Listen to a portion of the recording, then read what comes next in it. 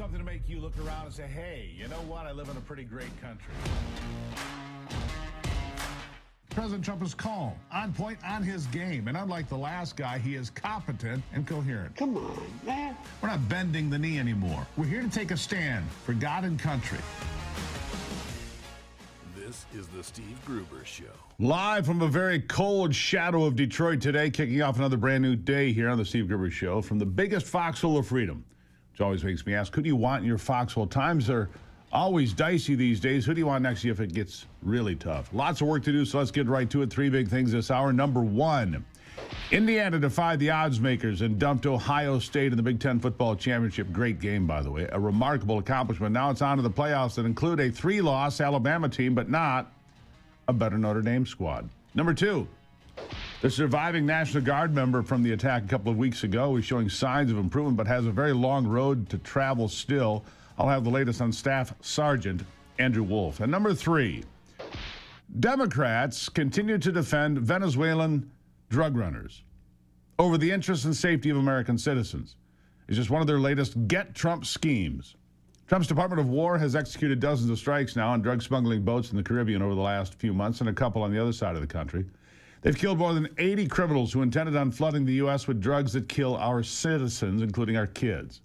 Senator Mark Kelly has made it his full-time job now to hop from network to network, blasting his disapproval of President Trump and insinuating that military forces are violating the Geneva Convention by obeying the president's orders without evidence, without a single example. By his own admission. Listen to this. Folks in the military need to understand, the law of the sea, the Geneva Conventions, what the law says. And I'm concerned that if there were, in fact, as reported, survivors clinging to a damaged vessel, that could be, over a line. I hope it's not the case. I truly do. Could Admiral Bradley resisted that order? Again, I am, not sure of all the facts yet. I don't want to prejudge before we have all the information. I think it's important for there to be an investigation. The inspectors general of DOD needs to investigate this.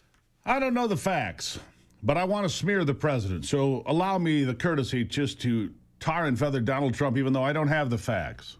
And I don't know if it was over the line. Maybe. Just like Alyssa Slotkin admitting that she doesn't know of any illegal orders that President Trump has issued, but those two senators went out there and implied it. She has, Mark Kelly has, and encouraging the military to disobey him. Remarkable. The Department of War has released an official statement that is reviewing allegations that Senator Kelly has violated the Uniform Code of Military Justice, which he is under as a veteran, and other U.S. code violations, and that he is in danger of being court-martialed.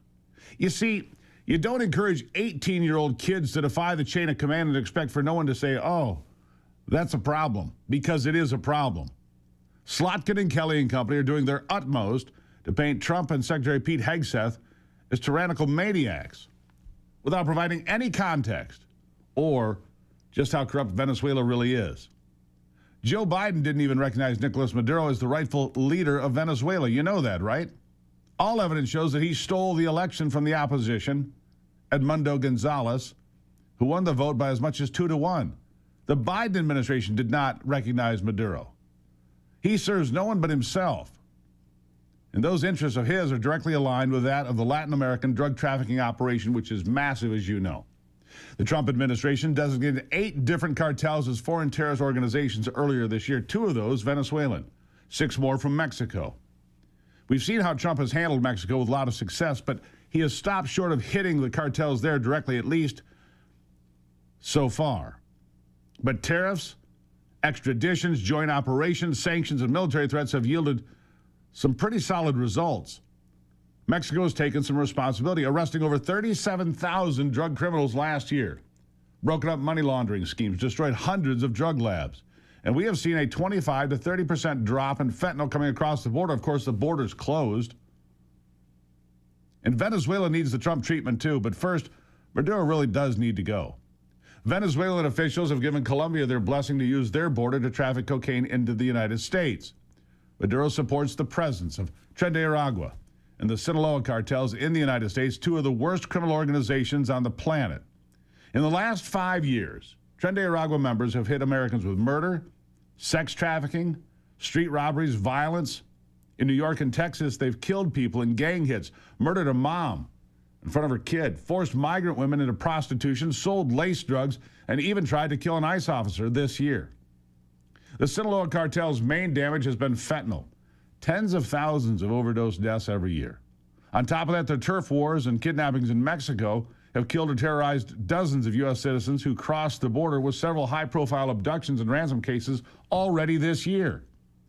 Now, this is something that the president rightfully is riled up about, and even threatening land operations in Venezuela several times now. I expect it's likely. Here's what the president said. If it is found that survivors were actually killed while clinging onto that boat, should Secretary Hegseth, Admiral Bradley, or others be punished? I think you're going to find that this is war, that these people were killing our people by the millions, actually, if you look over a few years. I think last year we lost close to 300,000 people were killed. That's not mentioning all the families. Have you seen what happens with the families of not only the people killed, the people that are trying to get their son or their daughter off of this poison that they've been fed? I think you're going to find that there's a very receptive ear to doing exactly what they're doing, taking out those boats. And very soon we're going to start doing it on land too, because we know every route, we know every house, we know where they manufacture this crap, we know where they put it all together. And I think you're going to see it very soon on land also. Yeah, please. So to be clear, you support the decision to kill survivors after the initial No, I strike? support the decision to knock out the boats, and whoever's piloting those boats, most of them are gone, but whoever are piloting those boats, they're guilty of trying to kill people in our country. They are guilty of trying to kill people in our country. Did they ever ask about the American families who've lost sons and daughters, husbands and wives? No. They ask about the Venezuelan drug runners. I wonder if those families are concerned that these boats are being blown out of the water. I think I know the answer. A land operation would be a massive next step, and my guess would be that Maduro might be taken out of the picture long before that's necessary. But there are many Americans who think Trump should do whatever it takes to get him out. Venezuelan and Cuban immigrants in the U.S. are some of the biggest supporters of the president and his intentions to oust the dictator. They know the kind of evil that that man represents. In fact, President Trump was the first Republican presidential candidate to win Florida's Miami-Dade County since 1988, when he did it in 2024, in large part because of his promises to end Venezuela's reign of terror and its impact on the U.S. Secretary of State Marco Rubio, he's from Miami. His parents are Cuban.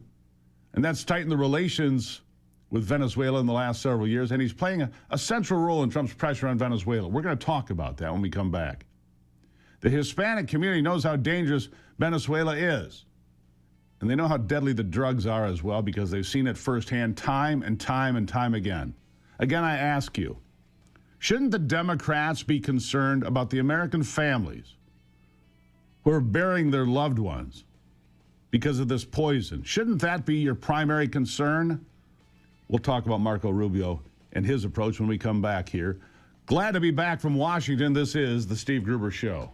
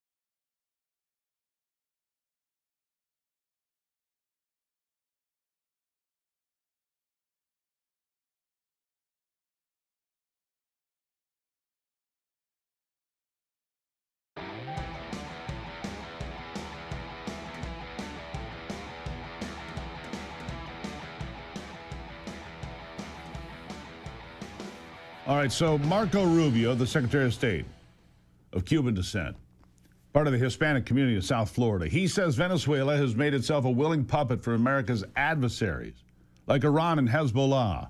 Here's what he said. The Venezuelan regime is a source of instability in the entire region. Over 8 million Venezuelans have flooded into neighboring countries as a result of the regime's activities within their own country, including into the United States. They also happen to be the foothold of Iran. That's not spoken about enough.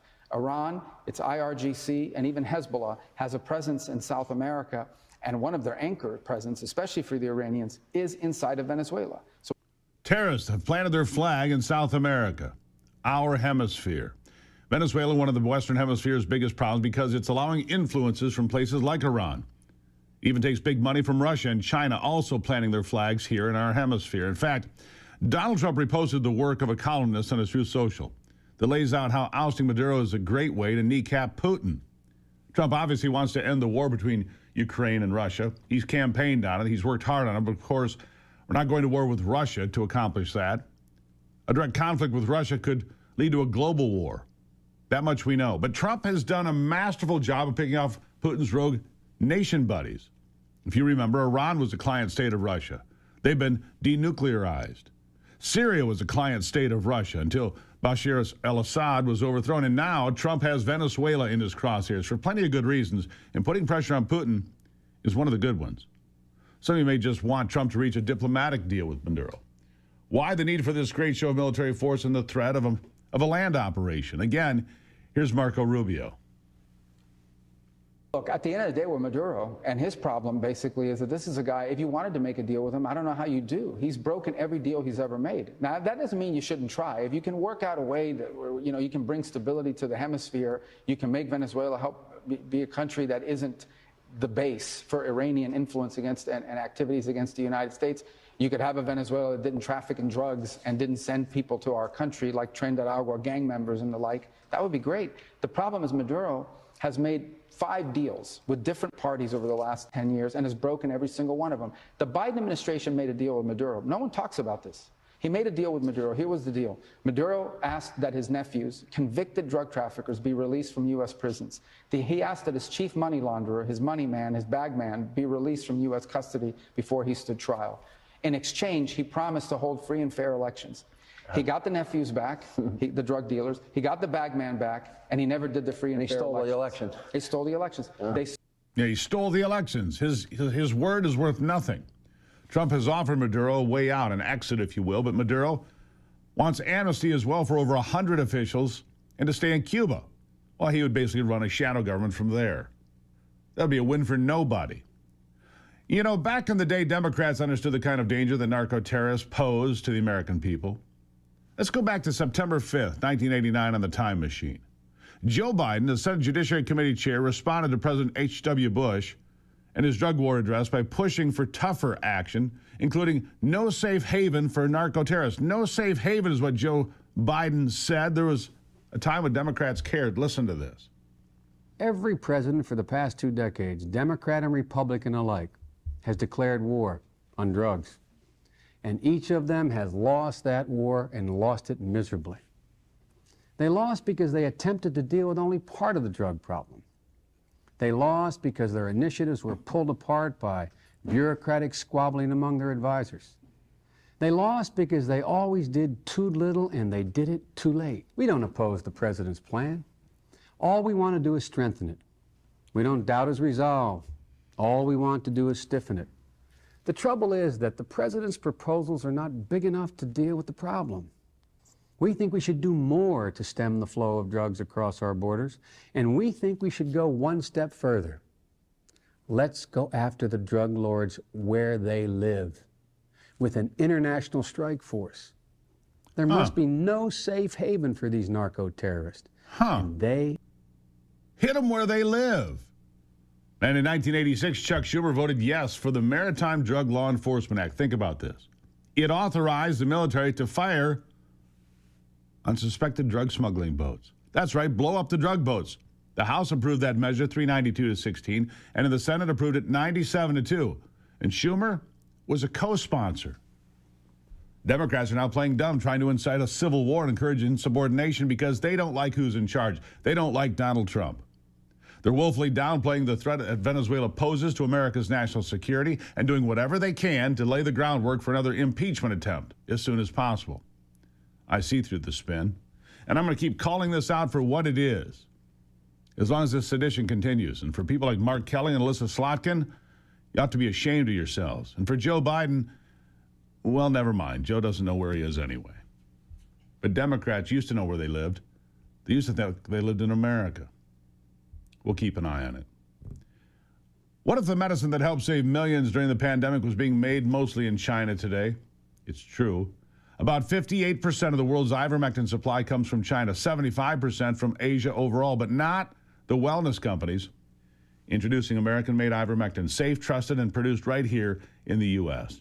Ivermectin has been prescribed globally for more than 30 years and even earned the Nobel Prize in Medicine for its proven ability to eliminate parasites and support overall health. New research also points to potential benefits for skin, immune, and cancer support.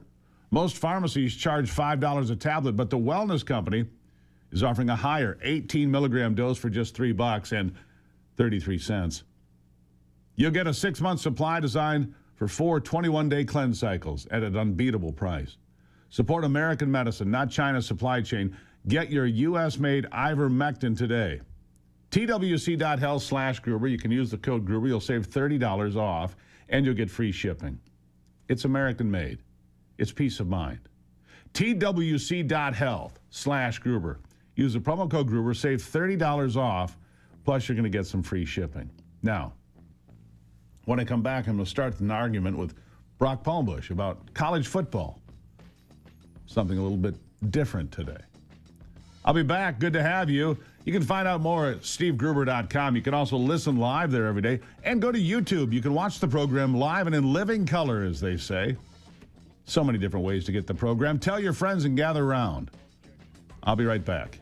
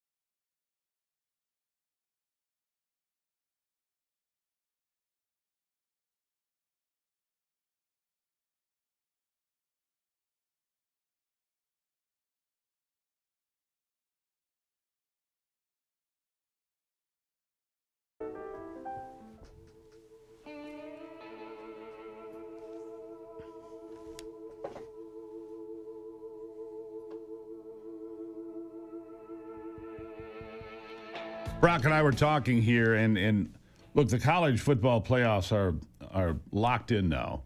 And what a big win for Indiana over the weekend. What a great football game that was. Brock, the Indiana win to me was a surprise. The Buckeyes were favored by, I think, 4.5. Indiana comes out on top in a gritty, great defensive performance, 13-10, which must be a score that haunts the Buckeyes a little bit. It's how they lost to Michigan last year. So once again, Ohio State, not the Big Ten champions, but most likely to win it all because I don't think you beat them twice. Your thoughts? They're still the favorite. The first betting lines came out, and they're the betting favorite, Ohio State. A little surprised they only dropped to number 2. I thought they'd drop a little further than that. Congratulations to Indiana. That's their first outright Big Ten title since World War II. Correct. Or somewhere in that neighborhood. No, 1945. You're right. Yeah. So yeah, and it was. It's just. It's a fantastic story, and their head coach Curt Cignetti, in a perverse way, he's gotten a lot of coaches fired this season because people, the other schools are like, well, wait, Curt Cignetti turned it around at Indiana in 2 years. Why can't you? Right. And if you can't do that, I'll find someone that will. Here's the thing about him. Huh? He's done it at every level. Here's Yes. a coach that can coach at every level all the way through. He turned Indiana around since, like you said, they won a Big Ten championship, a coach championship in '67, but have not had an outright Big Ten championship since 1945. He turns it around in 2 years. He should be the highest paid coach in college football. He's not. right up there now. He just signed a new deal earlier this fall, and they'll be playing. And because they're the number 1 seed, they'll be playing in the Rose Bowl on New Year's Day. That's for the first time since New Year's Day 1968. Congratulations to them. Yeah, no kidding. All right, we'll get back to the controversy. Yeah. You know, Alabama's in, Notre Dame is not. Yep. Alabama, a 3-loss football team that got blown out of the water. I mean, just crushed by Georgia. Of course, part of that was bad coaching, I'll just tell you. You don't go for it on 4th and 2 from your own 15 or whatever it was. Just dumb. Anyhow, I was watching that game, too. It's 5 degrees. It's balmy where I am. How is it where you are? We've got a lot more to talk about here today, so don't go anywhere. It is the Steve Gruber Show.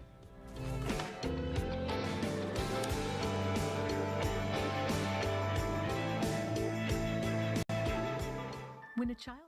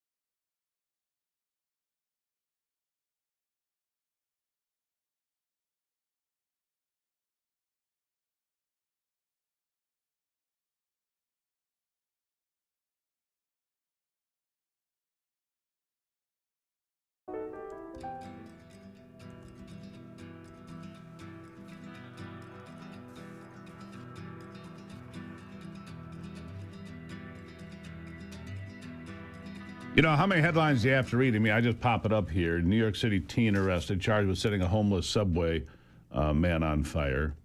Man with 72 convictions assaults a woman, and it just goes on and on and on. And then when somebody steps up on the subway in New York, they prosecute him. Remember Mr. Perry? Yeah, remember that? It's ridiculous the amount of leeway given to the criminals over the victims. Rob Chadwick is the principal training advisor at the USCCA. That's the Concealed Carry Association. He joins me now. Rob, nice to have you on the program. Good morning, Steve. Always great to be with you, sir. And here's another one. NYU student attacked. High-risk repeat offenders. Out they go. And people are told, no, you can't defend yourself because guns are the problem. Look, criminals are the problem. I mean, there's been almost 2,000 people shot in Chicago so far this year. You can just look around the country and see these repeat offenders, recidivism, creating problems for people that are just trying to go to work, feed their families, be safe on the streets of America. And in some places it's happening. Washington, D.C., the National Guard has truly helped. But in other places, people are basically left, and it doesn't seem the government cares. Am I missing something here? No, Steve, you're actually right on it. And unfortunately, this is the reality we live in the United States today. You're correct. The National Guard in D.C. has made a difference. It is helping, but even there, with a flood of new troops, they can't be everywhere all the time. And all of us, all Americans, must wake up to the reality that things have changed. In the last 5 years, the post defund the police movement, so to speak, has had a devastating effect on law enforcement in every corner of this country. The reality is that when you wake up this morning, if you were to call 911, the average response time for that officer to get to you is now double what it used to be. Agencies everywhere are understaffed, underfunded, are desperate for recruits and can't find them, can't hold on to senior officers. And we're actually rapidly approaching what I'm calling like sort of the blue line tsunami of another wave of retirements. And so this is a crisis that I believe is unrecognized in the United States by most. But the reality is American citizens must wake up and take some level of responsibility, accept that these things do happen, can happen to you. And then what are you going to do about it? You must become an active stakeholder in your own safety and personal security. And that starts with the acknowledgement of what's happening today, Steve. Absolutely true. And if you look at the numbers, it's pretty clear, Rob. The people that are taking it most seriously more often right now are women. The number of women who carry concealed in America is on the rise, and not just slightly. It's dramatic, isn't it? It's absolutely true, Steve. No matter who you are, what side of the public aisle, so to speak, however you vote, doesn't matter. We all require safety and security to get on with, just basic safety and security. And these women are realizing, you know what, it's up to me now. I can't afford to outsource my personal security and that of the people that I care about, my loved ones. And so we are seeing at the USCCA an incredible increase of people, concerned Americans, responsible Americans who are looking for guidance on how to protect themselves legally, effectively. And so, you and I talked a lot, Steve, that the firearm is that one tool that can truly level the playing field between, an adversary or multiple adversaries and someone who maybe isn't physically strong or, trained like a Navy SEAL. That is the beauty of the Second Amendment, is it guarantees American citizens access to that one tool. Yeah, now, I think that Samuel Colt put it best. Laws don't make people equal. The peacemaker does, which was the Colt pistol at the time. I look at all of this, and I know that if you pull the trigger, if you're in a bad situation, if you pull the trigger, you are going to jail. Now, you might be right or wrong, then they'll sort that out. But at the USCCA, one of the things that you do, this is really important, is if you're a member of the organization, there's some protection for that, is there? Because trust me, if you kill somebody in self-defense, you're going to be in handcuffs in the back of a police car going downtown. That's a fact. And there's no two ways about it. But you do some things to protect people, don't you? That's right, Steve. I spent 30 years in law enforcement, started as a police officer. I can assure you, if you get into a shooting with someone, regardless of the facts, you are going to the police station at least, and you may be looking at months or years of whether it's criminal prosecution, and then there's the civil side of it as well. The reality is, Steve, the USCCA exists to prepare concerned Americans for the before, during, and after a self-defense incident, which are on the rise. We do everything we can. My mission in life is to make sure none of our members ever have to use a firearm. ever. That's the last, most extreme case, right? But we want to make sure that they do have the proficiency, the competency, the confidence to do so, understand when it is legal to do so, when it's not. Those environments that you can't carry a gun, there have to be ways to protect yourself when you can't carry a gun. But the fact is, Steve, that early detection, avoidance, that's the most important thing. But there, skills and, lessons to live by that will help you avoid those type of incidents altogether. That's our mission. We never want that person or member to have to use that insurance that comes with membership, of course. That's why the training and education side of the house that I'm involved with is so important, is that acknowledgement and then self-empowerment of how to avoid these type of situations, and then how to, conduct yourself during and then after. That's the piece that most people forget is, what's portrayed on television is absolute nonsense, right? It's a glamorization of what happens. I can assure you that's not the way it's going to go down. If you go to the USCCA website, by the way, which is usconcealedcarry.com, pretty simple. We educate, we train, we save lives. You've got close to 1 million members now. You're getting close. Total crime stopped, 151,962. You see, anti-gun people have all these, facts and figures usually distorted about shootings and so forth. But what they don't talk about is what your members do to protect themselves, to stop crimes, to, bottom line here, to save lives. That needs to be talked about a lot more. Absolutely, Steve. I contrast, we just had that incident up in New York where the man came out of his house. There was a huge crew of, I want to say, hooligans that had taken over their neighborhood, causing problems. He's trying to defend his family, his property, and all he's armed with, because he's in New York State, is a bat. And of course, he is quickly overwhelmed and beaten nearly to death in his own front yard in front of his family. All he was armed with was a bat in that case. Now, you contrast that. You remember the McCloskeys a few years ago in St. Louis. Now, that was a high-profile case, got a lot of critical attention to it. However, if you take a step back and look at the end result of two people who were armed with a firearm, had a standoff with violent protesters. They'd beaten down the gate to this private neighborhood. At the end of the day, everyone walked away, including the perpetrators. But they charged those folks. They charged those two. Anyhow. Of course they did. Right, all right. So here's what I'd like to say. usconcealedcarry.com. Training, practical use, practical advice, legal advice. It's all there, guys. I've been a member for, a few years now. Ivy and I both have. And I encourage you to find out more. I really appreciate you being here, Rob. Keep up the good fight out there. You got to educate people and keep people safe. Thank you. Thank you, Steve. Appreciate the opportunity. Stay safe. Appreciate you. All right, usconcealedcarry.com. It's the all-in-one solution for responsibly armed Americans. Know your rights. I'll take a break on the Steve Gruber Show.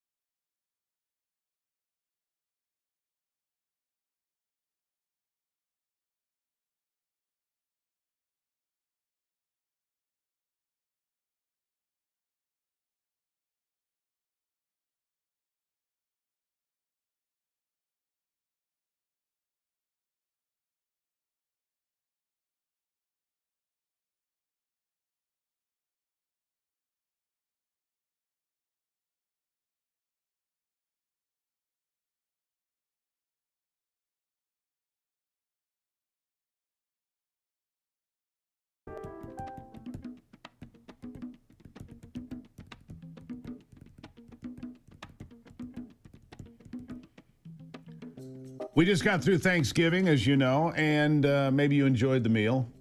Maybe you enjoyed the meal and you felt a little guilty about it. You know, I know how I used to be before I met my next guest. You know, you get to the holidays, you think you're doing good, you've lost 4 or 5 pounds, and all of a sudden, boom, that's gone. And you go, and you're kind of down on yourself. You avoid the mirror. That is a problem. It becomes stressful. That's a problem. Let's fix that. Missy Malone, My Pure Health Solutions. She's the lady behind the success that made me, you know, thinner. That's for sure. Missy, welcome to the program. Thanks for having me, Steve. It's always good. It's 2018. We met and we did this together. And the beautiful thing was, this was not a program or a product built for the masses. It was built for me, Missy. That's what was different about it. It wasn't just a one-size-fits-all. It was for me and me specifically, because you don't just say, okay, take these pills, eat these fake shakes. You sit down and figure out with your clients what works for me and what doesn't work for me. You specifically dive into me and figure out who I am as an individual, right? Absolutely. And thanks to technology that was discovered 100 years ago, for those who know Nikola Tesla, I have, when I meet him someday, I'm going to say thank you, because he changed the world. And he showed us that science has now proven that everything is on the inside. The reason why your metabolism stopped working, it's an inside story. And that's what we have to do. We have to fix it with clients. Thanks to you, we're all over the United States now. Yeah, you've got clients everywhere that have had great success. But what you're getting at here is to fix the root problem. One of the things I discovered, and for whatever reason, I can eat starch of different kinds. I can eat pasta, I can eat potatoes, but if I eat rice, white rice specifically, I will gain 20 pounds in one meal. I'll eat half a pound of rice and I'll gain 20. It's the weirdest thing. White rice to me is like, it's terrible. For whatever, and that's not true for everybody. It might be great for you, Missy, but it's not good for me, because as you go through and you break somebody apart and look at the root problem, that's what you fix. You go right to the source, don't you? Yeah, well, when you finally found out that rice was your trigger food is after we had already reset your metabolism. So we have to start out, first of all, with a body scan. It's the body scan that gives us the plan for each individual person, because if people are going to go put their hard-earned dollars and they're going to spend something to lose weight, you need to listen to this. Buyer beware. Are you purchasing something that was built for the masses, just like you said? You have a unique problem going on the inside of the body that is so easy to be fixed, but no one's ever told us how to fix it. And that's why I can't explain it in a 7-minute interview with you, but that's why it's free to have a conversation with us. Absolutely. It's free. And the good thing is, when somebody calls, they talk to you. They don't talk to some answering service. They talk to you, Missy. And it doesn't matter where you are in America.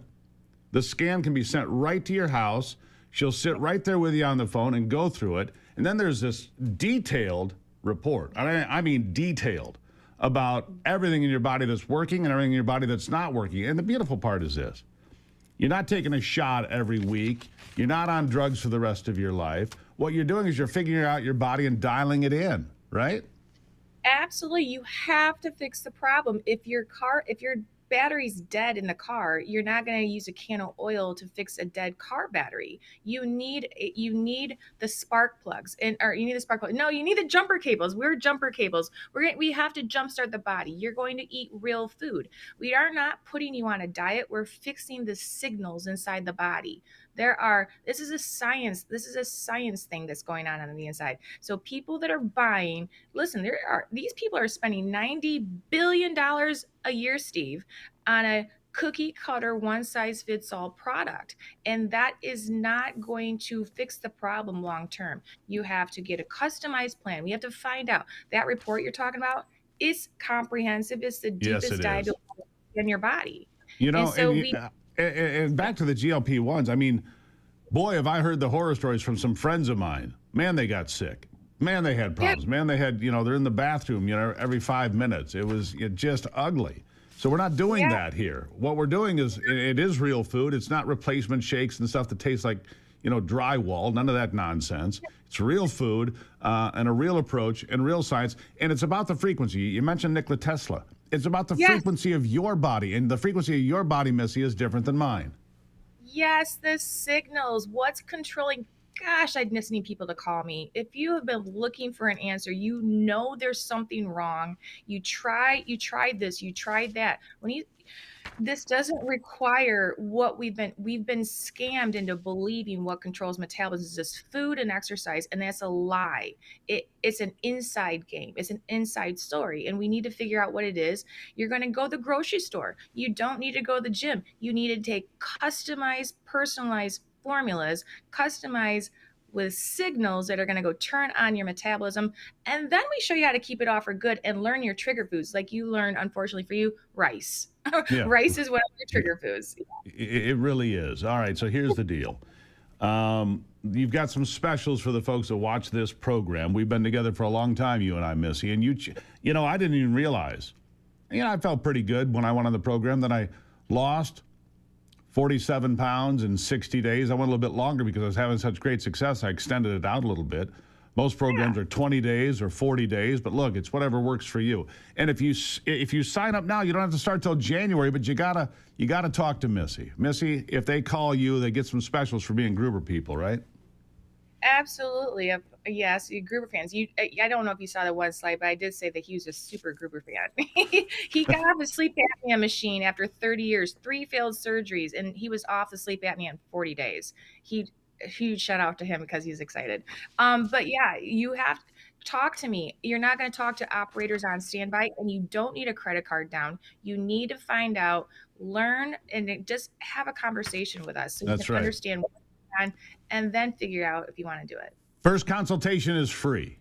You can sign up now and start in January because we know Christmas is coming and we know about all that and the family stuff. But next Christmas, wouldn't you like to walk in the room, people go, whoa, look at him, look at her. GruberHealth.com. GruberHealth.com. Missy, you're saving people's lives out there, and I appreciate you being here.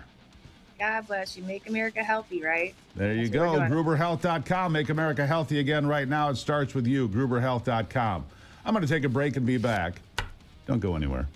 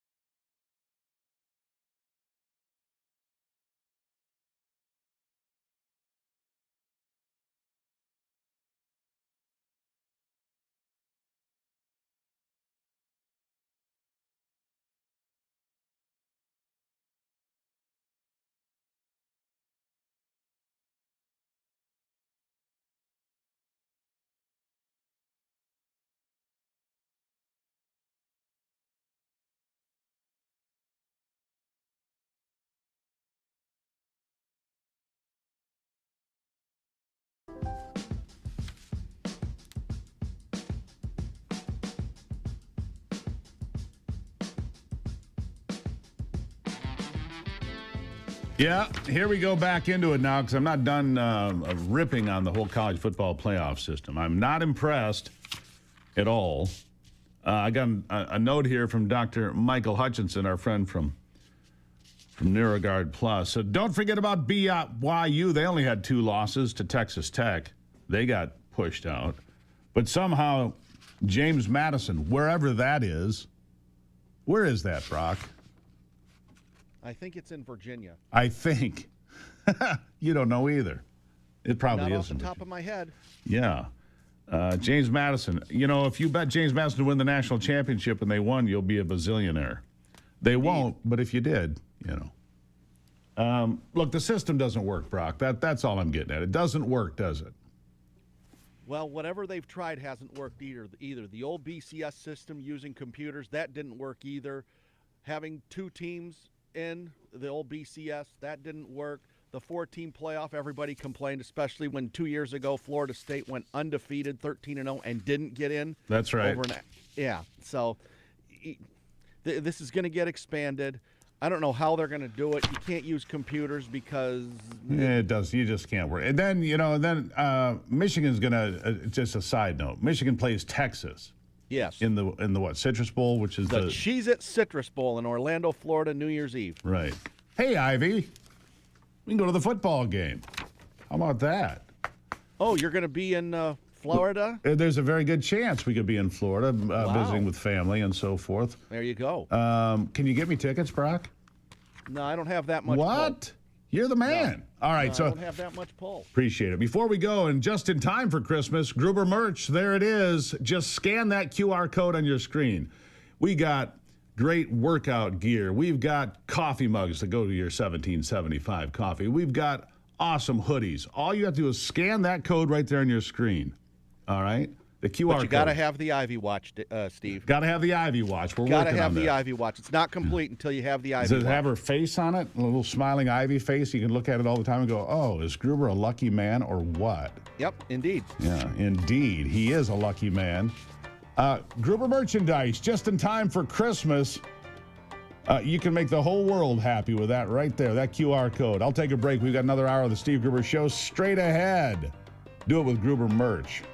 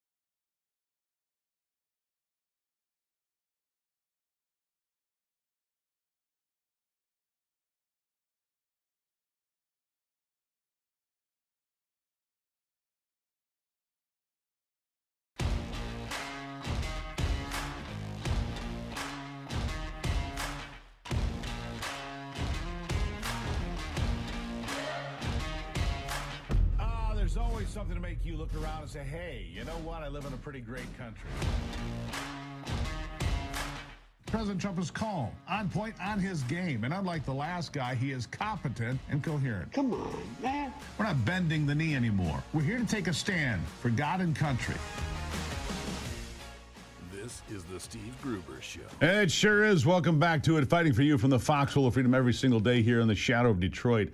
This is the place to come for truth, accuracy, and great analysis. It's what I do for you every single day. Three big things to know this hour. Number one, Ilhan Omar says targeting the Somali community behind as much as $300 billion in fraud in Minnesota. Well, it's just another case of white supremacy. What did you expect her to say anyway? Number two, how is the economy really? Gas is down, inflation has settled down, and wages are on the rise, but are you feeling it? And how much do Americans need to see to get back on board with the Republicans to feel it? And number three, I'm going to continue my exploration today, this morning, of the United States hitting boats running lethal, illegal drugs across the open ocean, destined for the United States. You know, the Democrats would have you believe that it's a war crime, potentially. They're out there continuing to push the idea that the military should not follow illegal orders. They give no examples, of course, and when pressed on it, they're like, yeah, I've got nothing. Here's one of the better takes on it, right? Kevin O'Leary, Mr. Wonderful, gave an absolutely perfect, astute observation about drug runners getting killed. You know, if you do the crime, well, he'll explain. And historically, as Adam has pointed out, the Coast Guard doesn't do that. They board the ships, they interdict the drugs, they collect the evidence, and in many cases, they try these individuals and bring them to justice. Why can't we do that now? So what I've learned from all this, and this is not the first time this has happened, don't get on a boat with drugs in it. You get blown up. That's what I've learned from this. And I think at the end of the day, the administration was elected to stop the inflow of drugs that are killing Americans. I think they're doing that. We're having a very healthy debate about it. But basically, no one's debating whether there were drugs on this boat. Venezuela's sending drugs out everywhere. And where it gets transferred to what boat and when, who knows? But if you're on a boat full of drugs, you get blown up. And I think this may have some drug dealers saying, maybe I want to slow down on the boat drug stuff, which is really what the mandate of the government is. Yeah, there it is. If you don't want to get blown up today, don't drive a boat full of illegal drugs, destined for the United States, or anywhere else for that matter. Democrats seem to think that it's more important to worry about the drug dealers than it is to worry about American families burying their loved ones, brothers and sisters, husbands and wives, overdose, death, carnage. I think it's an act of war. I always have. And back to the Democrats calling for, because this is where it all starts with attacking drug boats. Democrats are on the side of drug dealers, apparently. Strange, but true. I mean, it's where I find myself. I can't even believe it. And we showed you that Chuck Schumer voted for the maritime law that allows this to happen years ago, back in the 80s. Joe Biden, in 1989, we played this in the first hour, said we have to hit them where they live, drug dealers. He said George H.W. Bush's policies were too soft on the cartels. And then you've got these Democrats like Mark Kelly and Alyssa Slotkin saying, don't follow the orders of the administration. Don't follow illegal orders. What illegal orders? We don't have those. And when it comes to those boats specifically, Senator Tammy Duckworth of Illinois, listen to what she says here very closely. First, she says, yes, I've seen the tape. Then she's forced to admit she's never even seen the video of this double tap on a drug running boat coming out of Venezuela back on the 2nd of September. Listen. Senator, have you seen the video? I have seen the video, and it is deeply disturbing. I am mostly concerned with the fact that we are putting our American servicemen and women in jeopardy here. We're putting them in jeopardy in case they ever get shot down. We're putting them in legal jeopardy. They could be brought up in international criminal courts. And so what we're doing here is taking those professionals or utmost professionals and putting them into harm's way. And that's what bothers me the most about what Pete Hegseth is doing. He is the least qualified Secretary of Defense in our nation's history, and he's very cavalier about doing things. The fact of the matter is only Congress can decide that we can go to war. and there was no such declaration made. I just want to make sure that that I get this accurate. You have seen the classified video of this particular strike, the first strike, and then the double tap, as it's known. No, I've just seen what's been available in the media. Okay. I've read the full report, but I've not seen the actual video. Interesting. I have seen the video. It is deeply disturbing. Just to be clear, have you seen the video? No, I haven't. These are your Democrat senators lying to you because they hate Trump so much that they will side with narco-terrorists. They hate Donald Trump so much they will side with narco-terrorists. On the other side of that coin, Senator Eric Schmidt of Missouri. I like him a lot, by the way. He blows George Stephanopoulos right out of the water just like a drug boat on the topic of drug boats. Listen to what he says. To imply that somehow President Trump is soft on drug smuggling is just ridiculous. It's totally ridiculous. He's provided border security like we've never seen before. And the fact is, these cartels now, because the southern border is closed, they've gone to the high seas. So President Trump is acting with his core Article 2 powers. No serious legal expert would doubt that the president has authority to blow narco-terrorists out of the water who are poisoning 100,000 Americans every year. If you watched the SEC championship game yesterday, the Big Ten championship game, combine those two stadiums with the number of people there, that's how many people are dying each and every year from the poison that's coming from these narco-terrorists. So the fact is, George, President Trump has been delegated the authority by Congress to designate terrorist organizations. He's done that. He sent a letter to Congress saying he was going to initiate these strikes. We've had regular briefings about it, including from Secretary of State Rubio, including from other high-ranking officials in the Department of Defense. He's executing those. Yeah, let me go back to something here, because I just learned this. How many times, I mean, in your lifetime, Panama, Grenada, you picked the conflict, right? Vietnam. How many times in American history has America actually declared war? How many times? Anybody have the answer? 5. 5 times has the United States ever actually declared war on somebody else. Barack Obama dropped 90,000 bombs on 15 countries. Drone strikes, 500 of them, killing American citizens, in fact, in Qatar, including a 16-year-old. Never a declaration of war. The declaration of war came in the War of 1812, June 18th, 1812, against Great Britain. The Mexican-American War, 1846. The Spanish-American War, 1898. World War I and World War II. That's it. We have made war dozens of times, including Korea and Vietnam. Never a declaration of war. Never. This is politics, my friends. Nothing more, nothing less. They hate Donald Trump so much, they want to declare war on him, do the Democrats.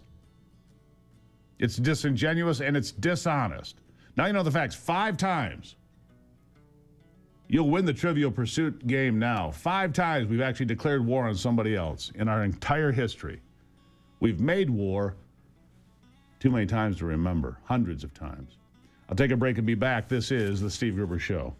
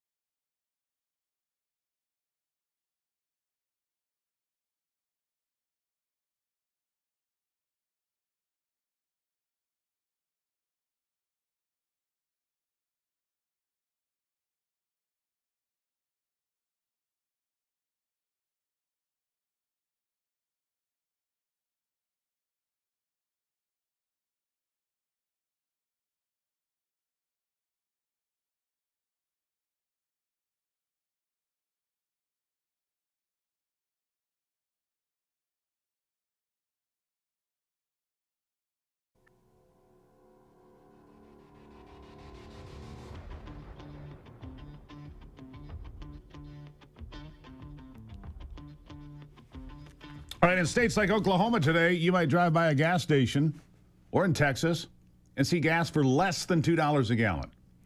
The national average continues to come down. The national average now $2.95. $2.36 is the leader for an average. That's Oklahoma. That's why I say that's the average. You'll see gas under $2 in some places today. 11 states below $2.62. Numerous states below $3. It's good news because it helps inflation, which means energy policies here under the Secretary of Energy, Chris Wright, they're working. A guy who knows that is Gentry Beach, a Texas investor, longtime friend of the Trump family. He joins me now. He's in Oman today, live around the planet. Gentry, welcome to have you here. Hey, so great being with you. Thank you. All right, so you're working hard on technology to develop natural gas reserves that are massive in the northern parts of Alaska. Do tell. That's correct. We have a partnership with Novatech, which is a non-sanctioned Russian company that is one of the biggest LNG producers in the world. And they built the best technology, and they have licensed it to a U.S. company. And we are basically going to use that to develop. Look, Alaska needs lots of different solutions. They have an idea of building a pipeline there to the south, which makes total sense. We are going to be also adding LNG, God willing, to northern Alaska. There's a tremendous amount of stranded gas, Steve, and we want to unlock that for Americans, for Alaskans, create jobs, and export democracy all over the world to our Energy allies. dominance really is the key here, isn't it? I mean, energy dominance, Gentry, means American power and influence. We've seen that already. Look, if we're selling the gas to Europe, for example, to the EU and not Russia, it doesn't fund their war machine with Ukraine or anybody else. It enriches America. It creates jobs here at home, too. Good jobs, doesn't it?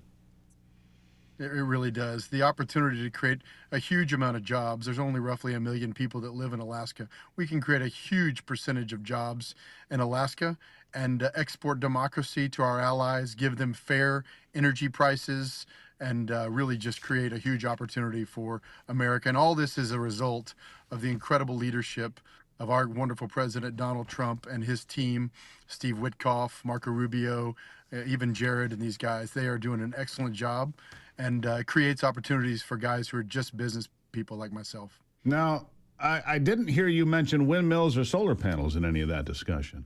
Not once did you mention that. Why is that?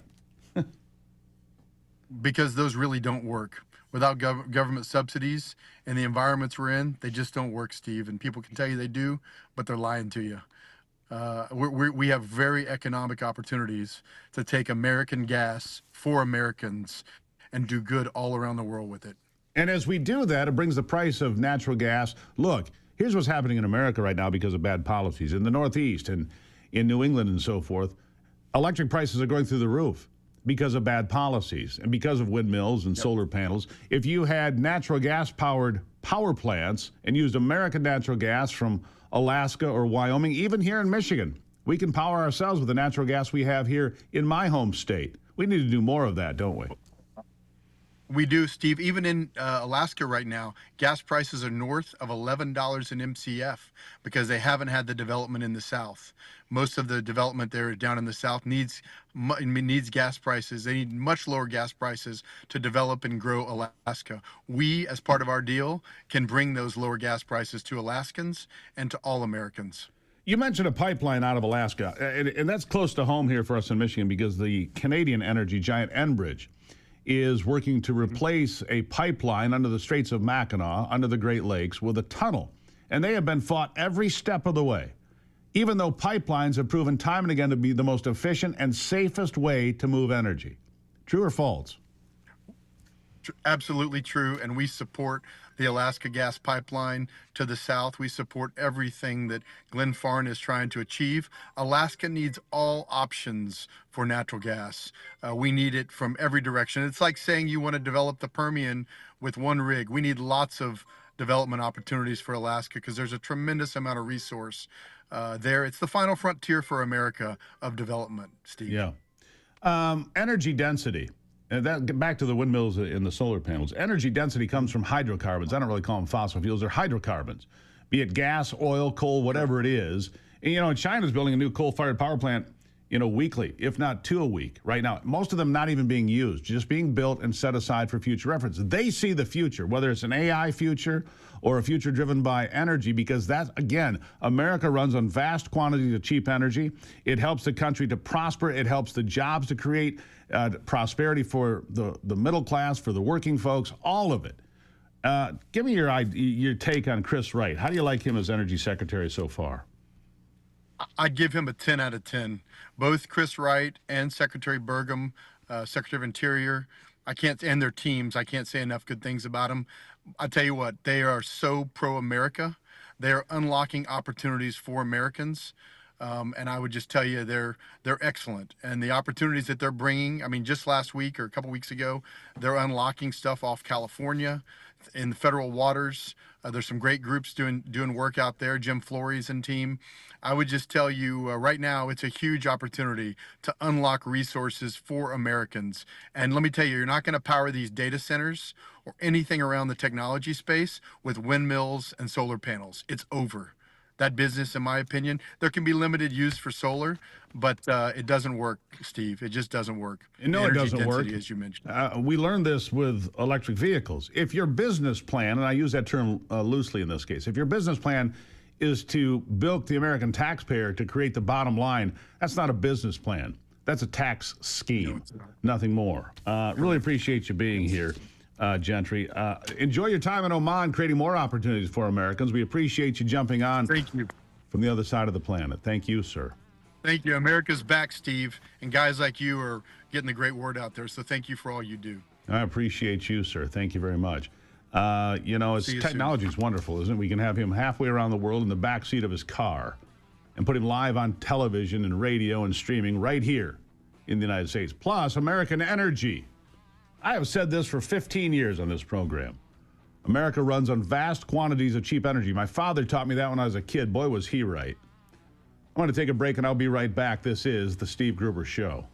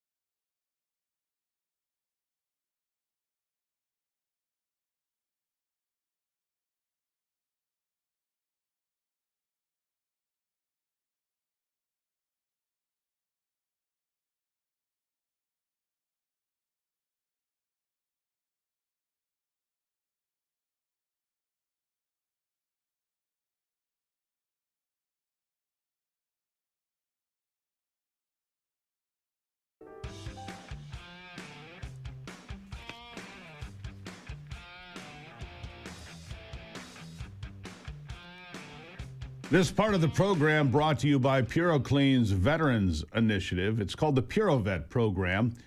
It restores property and restores purpose to veterans here in the United States. You can find out more at purovet.com, or you can call 855-PURO-VET. Great partner here and really doing great things for veterans. We tip our hat to them. If you're a veteran or know somebody who is, call 855-PURO-VET or go to purovet.com. You'll be pushed to the front of the line. They're going to cut some costs for you and make you a business owner if you qualify. I think it's a good plan for you, and it's a great company.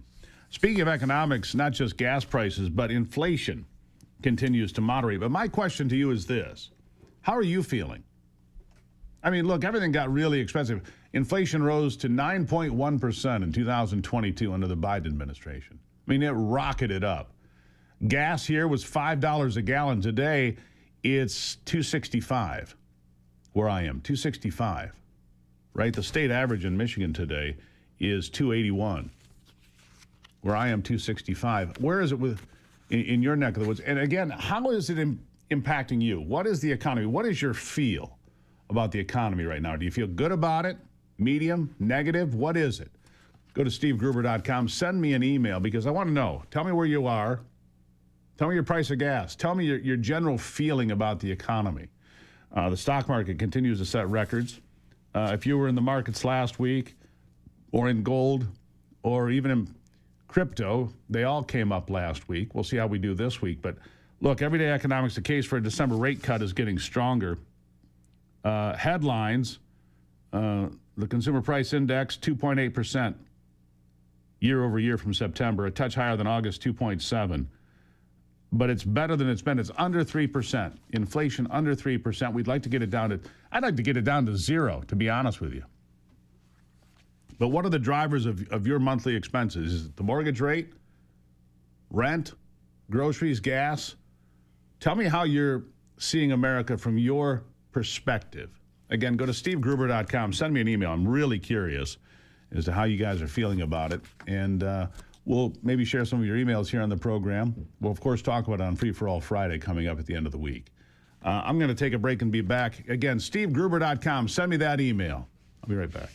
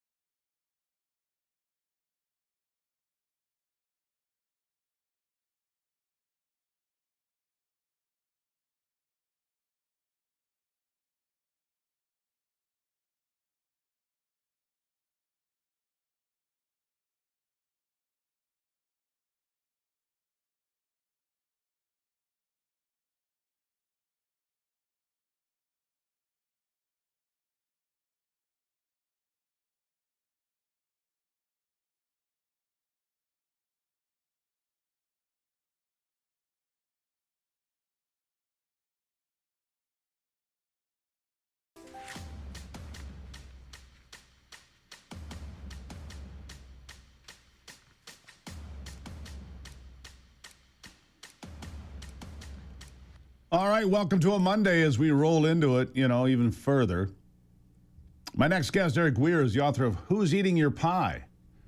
Essential financial advice that will transform your life. Eric, thank you for being here. It's my pleasure. We were just talking about gas prices below $3 a gallon in two-thirds of the country now and falling. The average in Oklahoma is $2.36. That means people in Oklahoma are going to find gas under $2 a gallon. Energy, big driver of inflation, which is now under 3%, right? We've got a lot of good things going on. Scott Bissett says the U.S. will finish the year with 3% GDP growth as well. So we're going to set $1 trillion for Christmas shopping. That's what the prediction is, $1 trillion. All-time records for Black Friday, all-time records for Cyber Monday. People are hurting in some sectors, but elsewhere, things look pretty good, don't they?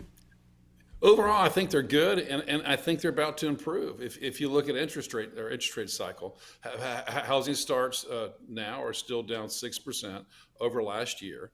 If we get another Fed rate cut this month, there's a probability that'll help housing, and I think if that sector starts to help, the economy is looking great.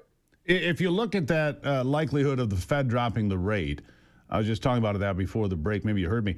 It looks like they're probably going to drop the rate again, which will mean cheaper mortgages, cheaper used car loans, cheaper interest rates on credit cards. What do you think the likelihood is? I would say now it's at least 70 or 75%. And if we didn't have the shutdown of the last 6 weeks or so, I think it would be more challenging. But if you see the economy is growing at 3%, you're seeing there's a lot of stress on the mid consumer and lower consumer. If you're having your income is coming from intangibles like investments, the stocks, or income from real estate, you're in pretty good shape. But if your income's coming from wages, there's been inflation. Fuel prices are helping, and the next thing that really needs to happen is the rates need to come down. When that happens, I think the consumer will feel additional relief. We're looking at markets that have set records several times this year. Right now, it's going to open at about just shy of 48,000 on the Dow, the Nasdaq at 23.5, and the S&P over 6,800. I mean, wherever I look, there's a lot of green on the board. We had some times back in April. We had the problems when the tariffs were first rolled out. We had a couple of weeks ago. We had some pretty strong sell-offs. But overall, it looks to me, and I feel pretty good about my investments. I think most people should. There are sectors that are hurting because, grocery prices are still higher than they were. But look, we had 9.1% inflation in the middle of 22. It's hard to come back from that. It takes time, doesn't it? It does, and there was so much. The thing that was so interesting is there was so much liquidity put in the financial markets worldwide, more than was ever done to avoid a disaster with COVID. And it was really it's never been done before. And the economy has had a soft landing, and it's growing again. So I think it's doing great. Of all the things that could have happened, it's doing great. And I'm excited about the future. I think the equity markets are at a relative to history. They're at a relatively high valuation. But I do think there's room for growth, and you're seeing so much growth in America in AI and technology that we're without a doubt the world leader in those. Well, AI and technology. I was talking to a guy yesterday who helped build out the big Samsung tech center in Austin, Texas. I mean, these things take tremendous amounts of energy, right? These big data centers take tremendous amounts of energy. Energy really is the foundation of the American economy, isn't it? It is. If you look at America, we have massive resources of gas and oil and natural gas. I was saying coal. We're the perfect place. And if you look at our infrastructure with rail and our river system, and airlines, their highway system, the fact that we're going to remain the center of growth for the world is very likely. And then with the AI, is over 95% of AI is in the U.S. So I'm very bullish on America. I'm very bullish on our future, and energy. To your comment is critical. Yeah, it certainly is. Is there a place right now? I mean, I look at I don't know if you know much about crypto or pay much attention to it, but I see Bitcoin's at 91. To me, that's a buyer's market. I see Nvidia might still be a buyer's market. Meta might still be a buyer's market. Where do you see opportunity as we head toward the end of the year and the first of next year? Yeah, I'll tell you what, I've learned a lot. In the 90s, I lived in San Francisco and saw a lot of technology. So I was still a big believer in technology. But a lot of money was made by supporting those companies. If you look at Levi Strauss, they supported those that mined the gold. And I think if you're involved in infrastructure or energy Our semiconductors are the leaders in AI, who are leading it in data and storage. It's a very good place to be, in my opinion. I would agree with that. Yeah, there's some real opportunities out there. The government shutdown, as you mentioned, created a hiccup there for 43 days of nonsense and accomplished zero. Correct. Without another government shutdown, I don't know if we're going to see one in January or not. I don't know what the Democrats are willing to do to stop the government again and try to blame the Republicans. But short of that, we should see a pretty prosperous start to 2026. I'll give you the last word. I could agree with you more. I think 2026 is going to be a positive year, and I'm excited to see. I don't think there's going to be another shutdown. It didn't pay the dividends that they hoped it would, and I'm bullish on America. As am I. Eric, really appreciate you being here. Thank you for your time. It's my pleasure. Thank you much. Thank you very much. All right, as I promised you here a bit earlier in the program, an update now on Staff Sergeant Andrew Wolf. That was Eric Weir. Andrew Wolf, Staff Sergeant of the National Guard, one of the two National Guard members shot in Washington, D.C. just before Thanksgiving. Of course, Specialist Sarah Beckstrom, she was 20 years old. She died from her injuries, attacked and shot by an Afghan national. But Staff Sergeant Andrew Wolf is slowly healing, according to West Virginia Governor Patrick Morrisey.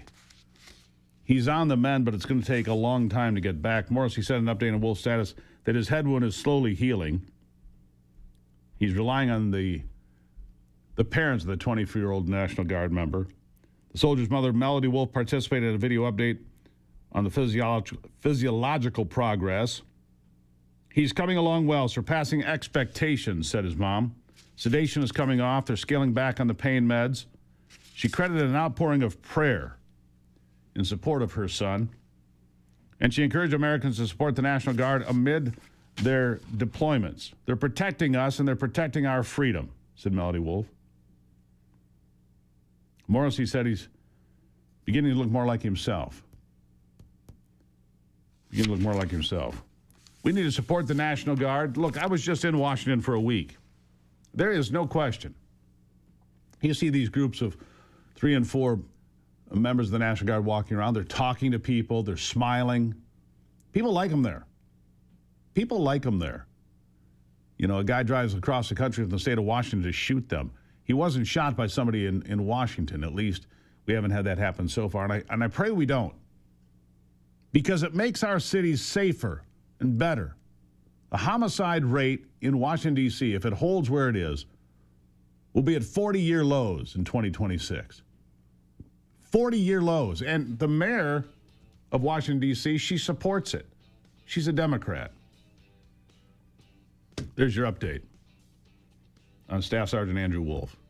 I'll take a break and be right back. It's the Steve Gruber Show.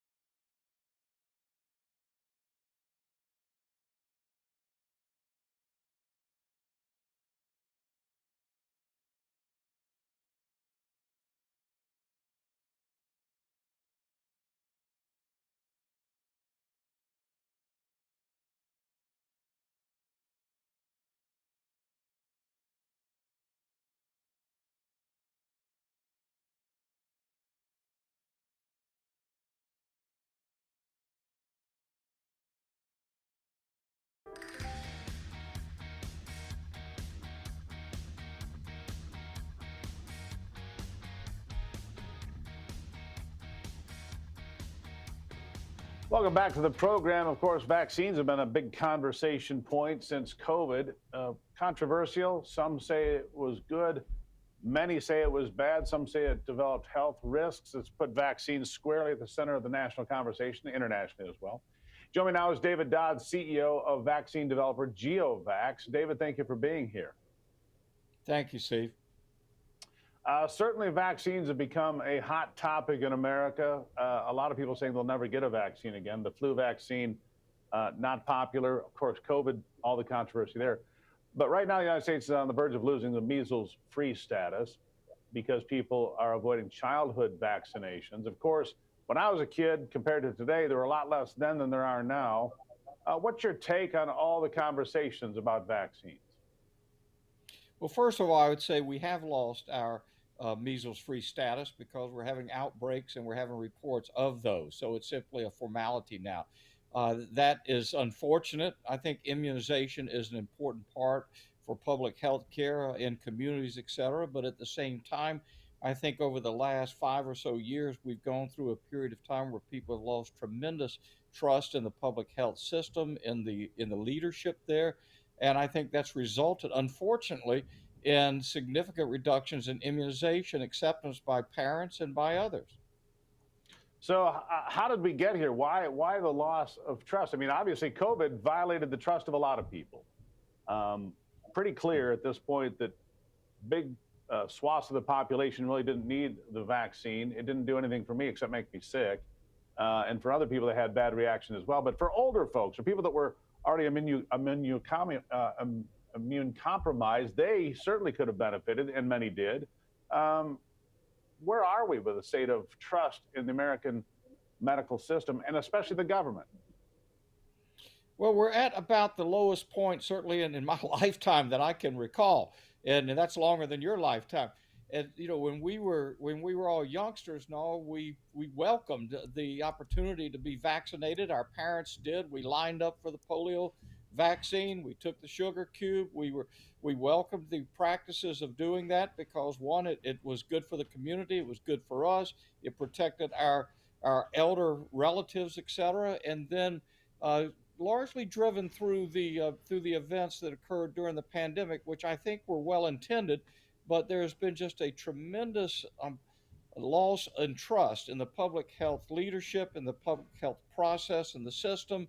And unfortunately, that has resulted in many instances in people simply walking away from the acceptance of immunization. Immunization, in my opinion, is a very important part of maintaining a healthy community.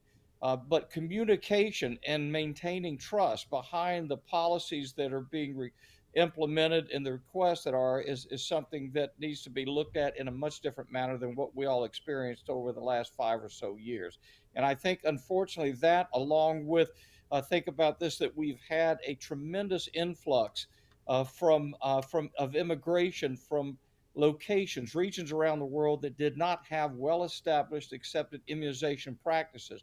That has resulted and contributed to the measles outbreaks that we're having, and also the reintroduction of some infectious threats that we thought we weren't dealing with anymore in the United States. Yeah, let me talk about measles for a moment here. Before the vaccine, the fatality rate in the United States of measles was 1 in 1,000, roughly.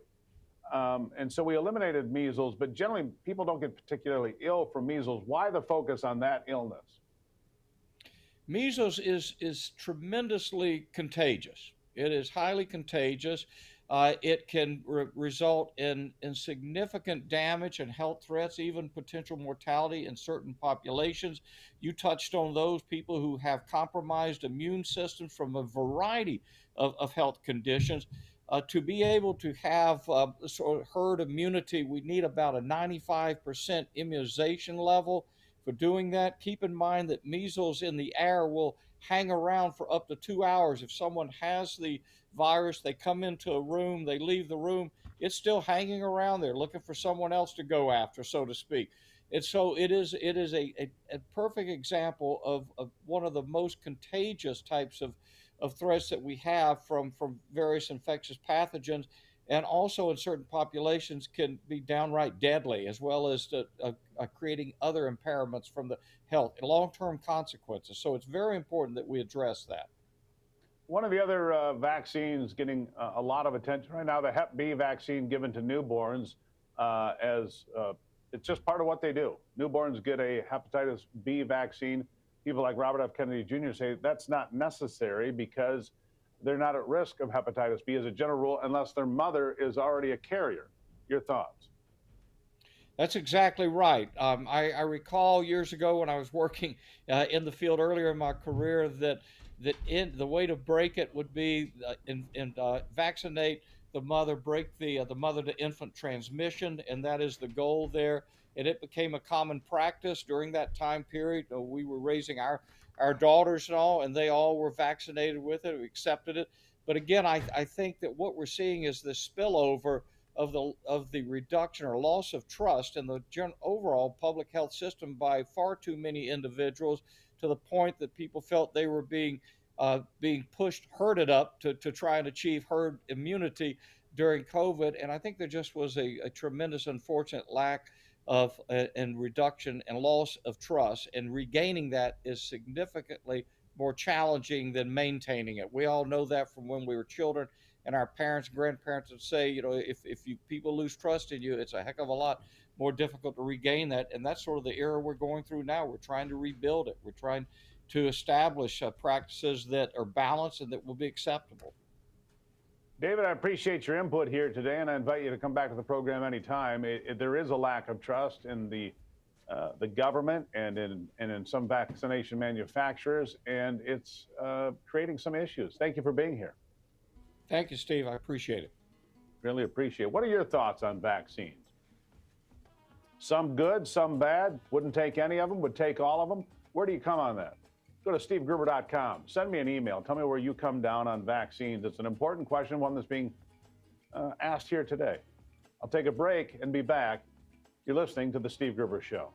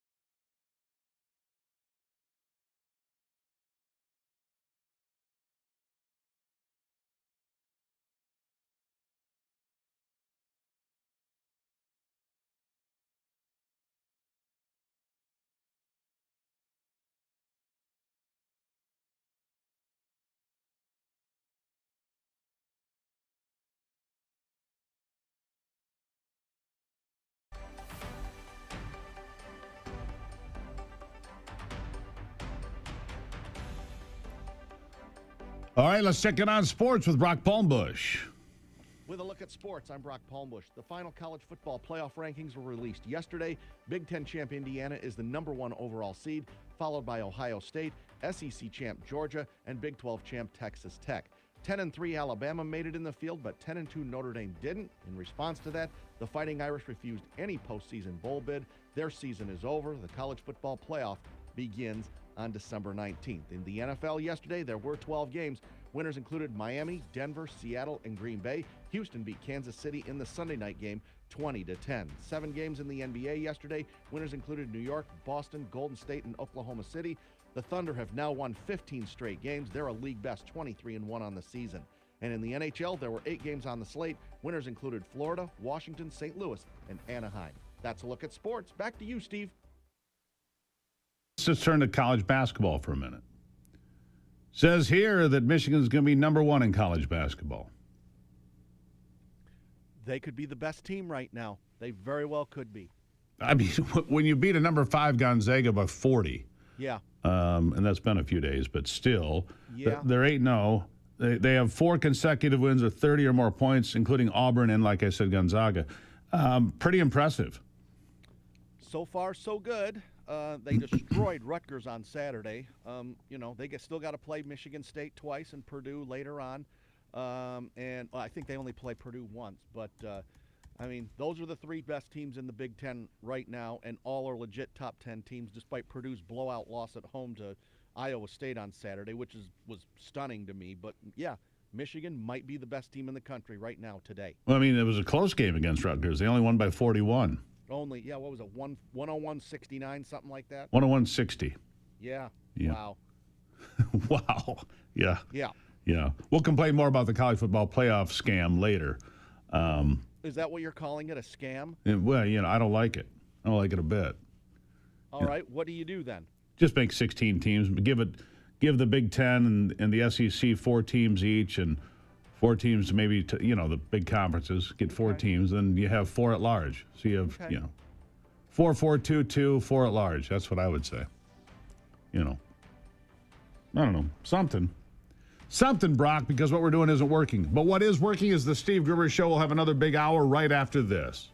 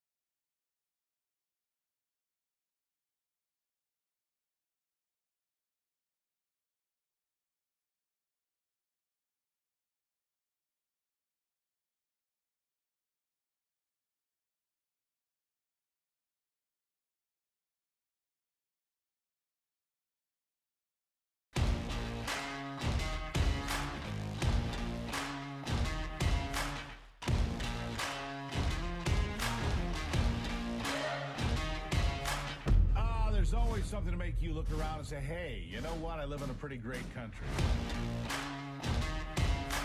President Trump is calm, on point, on his game. And unlike the last guy, he is competent and coherent. Come on, man. We're not bending the knee anymore. We're here to take a stand for God and country. This is the Steve Gruber Show. Well, just like the college football playoffs, we're putting a toe in the football and kicking off another brand new hour here of the Steve Gruber Show. Glad to have you on board for the conversation. So much to cover, so little time.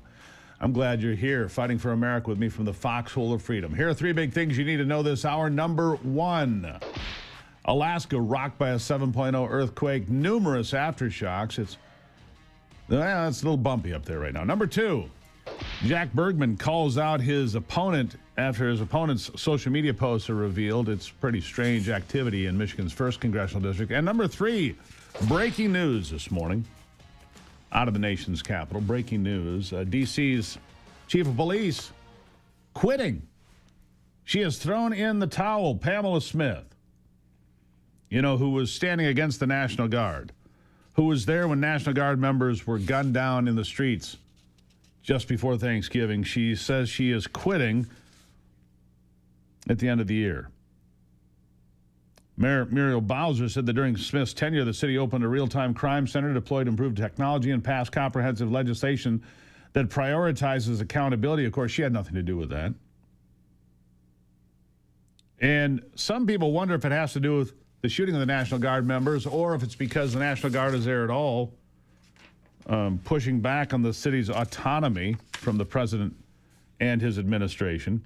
But here's what the chief said, now, and I want you to hear this. What really resonated with me was going home for Thanksgiving to visit my family in Pine Bluff, Arkansas.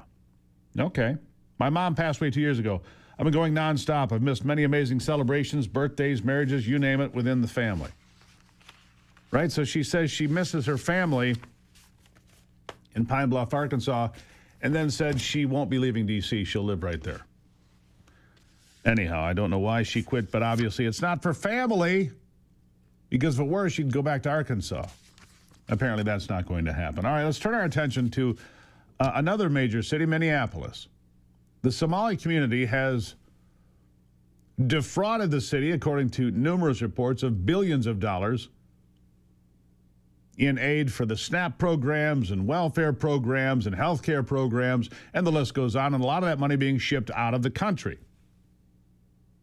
As much as $300 billion. We don't know the extent there under Tim Walz's failed leadership as governor of Minnesota. Treasury Secretary Scott Bessent had this to say about it. Listen.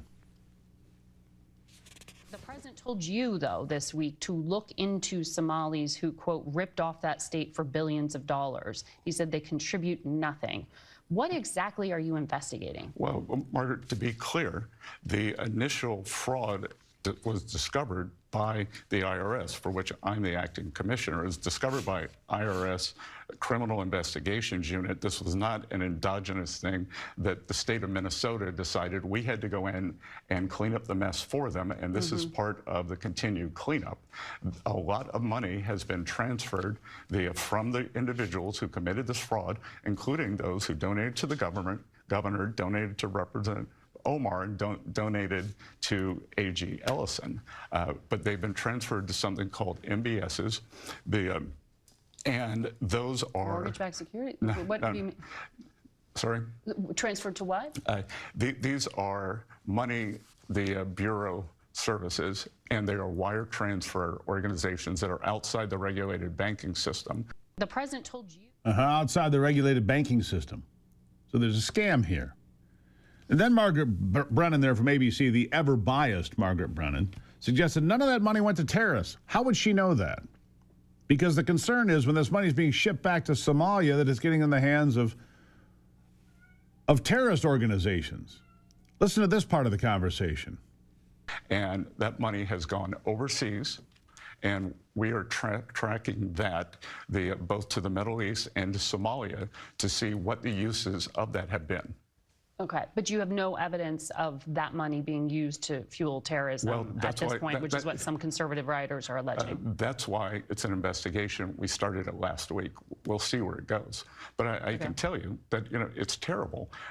Representative Omar tried to downplay it, said, oh, it was very you know, it was very tough to know how this money should be used. Yeah. You know, she was gaslighting the American people. Well, we'll You know, talk to her. Yeah, but you know, when you come to this country, You should talk gotta to learn her. which side of the road to drive on. You got to learn to stop at stop signs, and you got to learn not to defraud the American people. Oh, you got to learn to not defraud the American people. She doesn't know where that money went. But speaking of Ilhan Omar, we should talk to her. We should know what she's saying. She says the questions about the Somali community in Minneapolis is just white supremacy. I mean, what do you expect her to say, really? White supremacy. That's what she says. Here she is. I want to ask you about something else that the architect of the president's immigration policy, Stephen Miller, said. On Thanksgiving Day, he posted, "No magic transformation occurs when failed states cross borders. At scale, migrants and their descendants recreate the conditions and terrors of their broken homelands." What do you make of this argument of failure to assimilate and sort of ruining America? How do you understand this? I mean, when I think about Stephen Miller and his white supremacist rhetoric, it reminds me, yes, it reminds me of the way the Nazis described Jewish people in Germany. And, you know, as we know, there have been many immigrants who've tried to come to the United States who've turned back, you know, one of them being Jewish immigrants. Enough. White supremacy. That's what she goes on to say. And I'm sorry, it's just that filth, that gaslighting, not acceptable here. She married her own brother, according to numerous reports from numerous credible outlets, to get him into the country illegally. As much as $300 billion ripped off from Minnesota taxpayers by organized crime from Somalia, and the money being shipped back to Somalia. You've heard her say on occasion, her first allegiance is to Somalia, not to this country. How do we let this happen? 80,000 Somalian voters, give or take, in Minneapolis. That's how she got elected. That's how she will continue to get elected. Assimilation is incredibly important in America. Come here to build America. Don't come here to send money back to where you came from while trash-talking the country and calling people like me white supremacists because we pointed out that there is fraud. Flat-out fraud. And as Scott Bessent pointed out, it was an IRS investigation. The state of Minnesota didn't even figure it out, and Tim Walz taking the same narrative, blaming Republicans for his failures. It is really quite something, blaming Republicans for his complete and abject failures. This part of the program brought to you by 1775 Coffee. That's the coffee we drink here, folks. 1775 Coffee. It's not your average cup of joe, not at all. It's high-performance coffee. We love 1775 Coffee, and you can find out more at 1775coffee.com. You'll get a discount as well for being a listener here. 10% off, because average coffee isn't just good enough. It's what gets us fired up here in the morning. Yeah, 1775coffee.com. Promo code Gruber. You'll save 10% of that cup of joe, and you'll be glad you did because it's really, really good.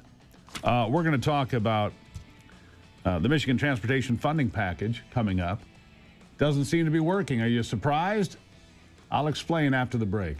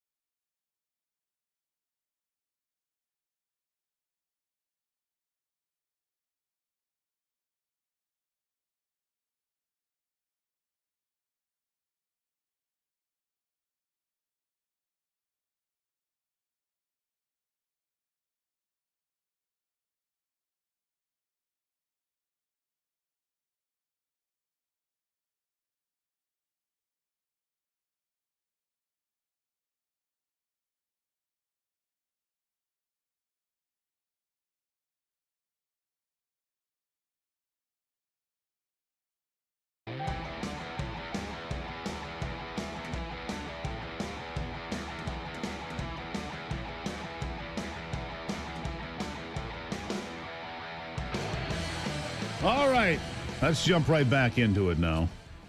The Michigan Transportation Funding Package. A lot of uncertainty there. Eric Dennis is joining me now, Research Associate for Infrastructure for Citizens Research Council. Eric, welcome to the program. Thank you, Steve. Thank you for having me. So you've been doing some research here on the Transportation Funding Package. What is it, first of all, so people know? So in part of the budget deliberations that happened kind of last minute back in October, there was a series of 7 new public acts, which collectively are referred to as the 2025 Transportation Funding Package. The intent was to send in fiscal 26 about $1 billion of new roads revenue to our roads program, ramping up to about $2 billion in new revenue by fiscal 2030.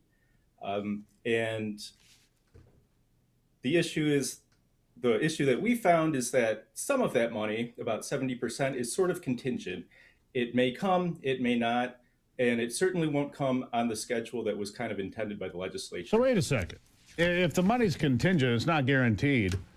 How do you go out there and make a deal to build a bridge or fix a road or anything if you don't know the money's actually there? That's the issue. And I think that road agencies across Michigan will be thankful for getting this money, but it does cause a problem.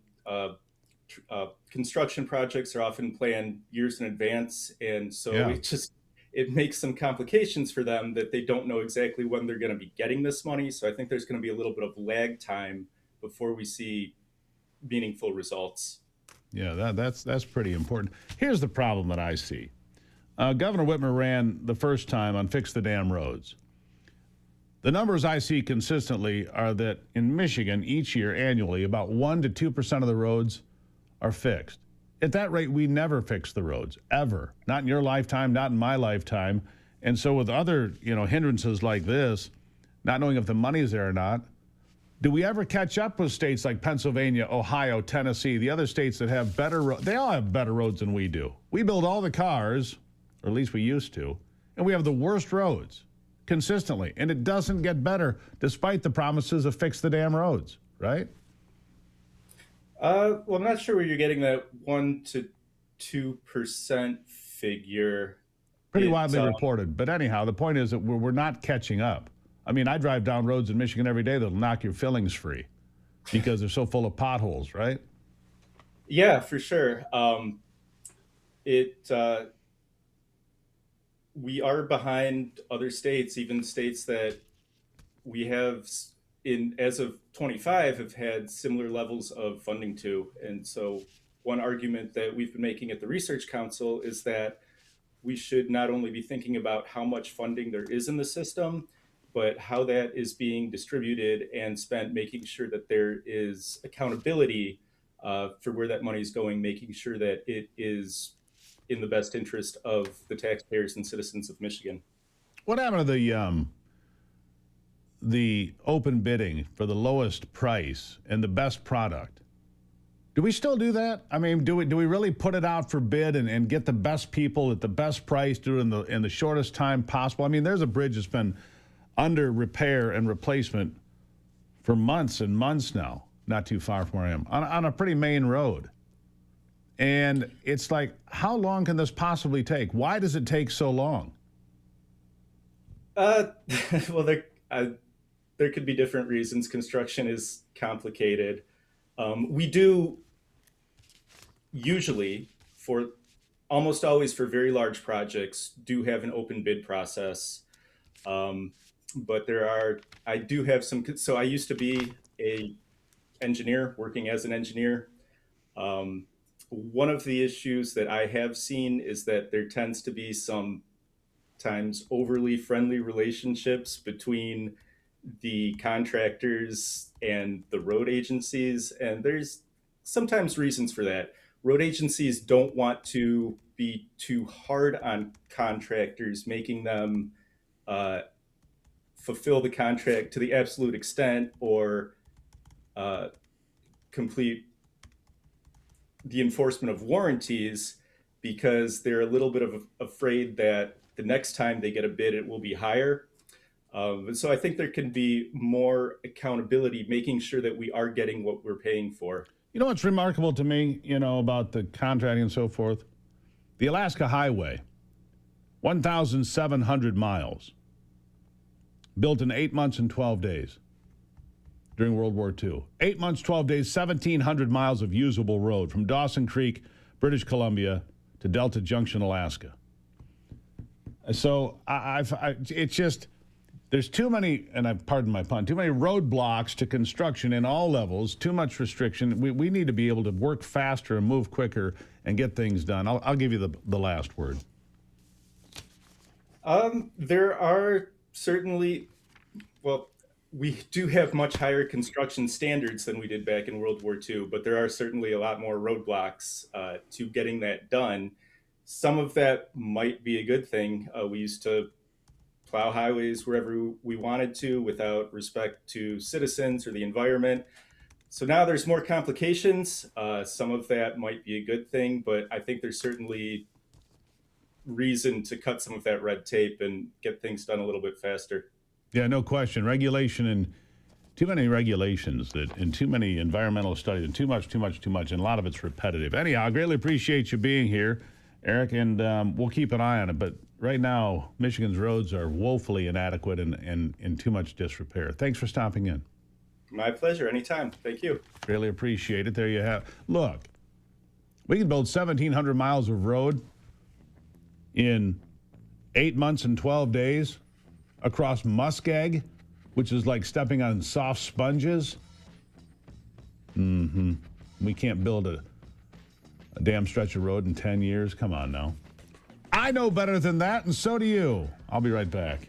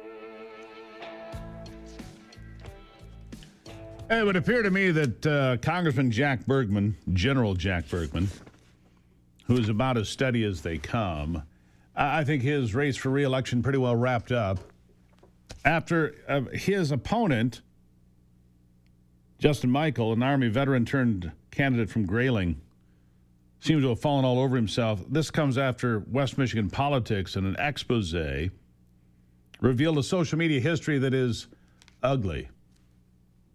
Social media posts complete with screenshots included in the story show everything from praising a foreign invasion of America to waxing nostalgic about life in Saudi Arabia, all while tossing in a few racist comments, bragging about cheating, and unsolicited commentary about gay sexual behavior. Yeah, I don't think that's going to unseat Jack Bergman. Bergman was asked about it by the Washington Reporter, and here was his, it's so Bergman. I like Jack Bergman a lot. I like the 1st Congressional District a lot, which is, basically Traverse City North and all of the UP. Bergman said, having served 40 years in the Marine Corps, I know this to be true. There is no such thing as a little integrity. It's something you either have or you don't have. And he went on with this. When someone spreads lies about my faith, makes terrible racist posts, or publicly wishes someone would invade the United States, it says far more about their character and integrity than mine. I hope he finds the help he needs to begin building a life built on truth and humility. Ouch. That pretty much crushes him, doesn't it? Yeah. Jack Bergman will continue to be a congressman for Michigan's 1st Congressional District. Bank on it. This part of the program brought to you by my friends at Doty Mechanical. Doty Mechanical has done a lot of work for me over the years, and if you're in the Lansing area, you need plumbing, electrical, you need anything done in your house that's important, HVAC, they've done all these things for me. They are remarkable. Feel the Doty difference. Doty Mechanical in Lansing, Michigan is a place you want to be for all the things I just listed and more. Tell them I sent you on over. They'll appreciate it. Yeah, they've helped me rebuild this house that had the fire. And boy, have they done the HVAC work, the plumbing work, top shelf. Absolutely fabulous. Take it from a customer of Doty Mechanical. Feel the Doty difference. Doty Mechanical in Lansing, Michigan. I'll take a break and be right back.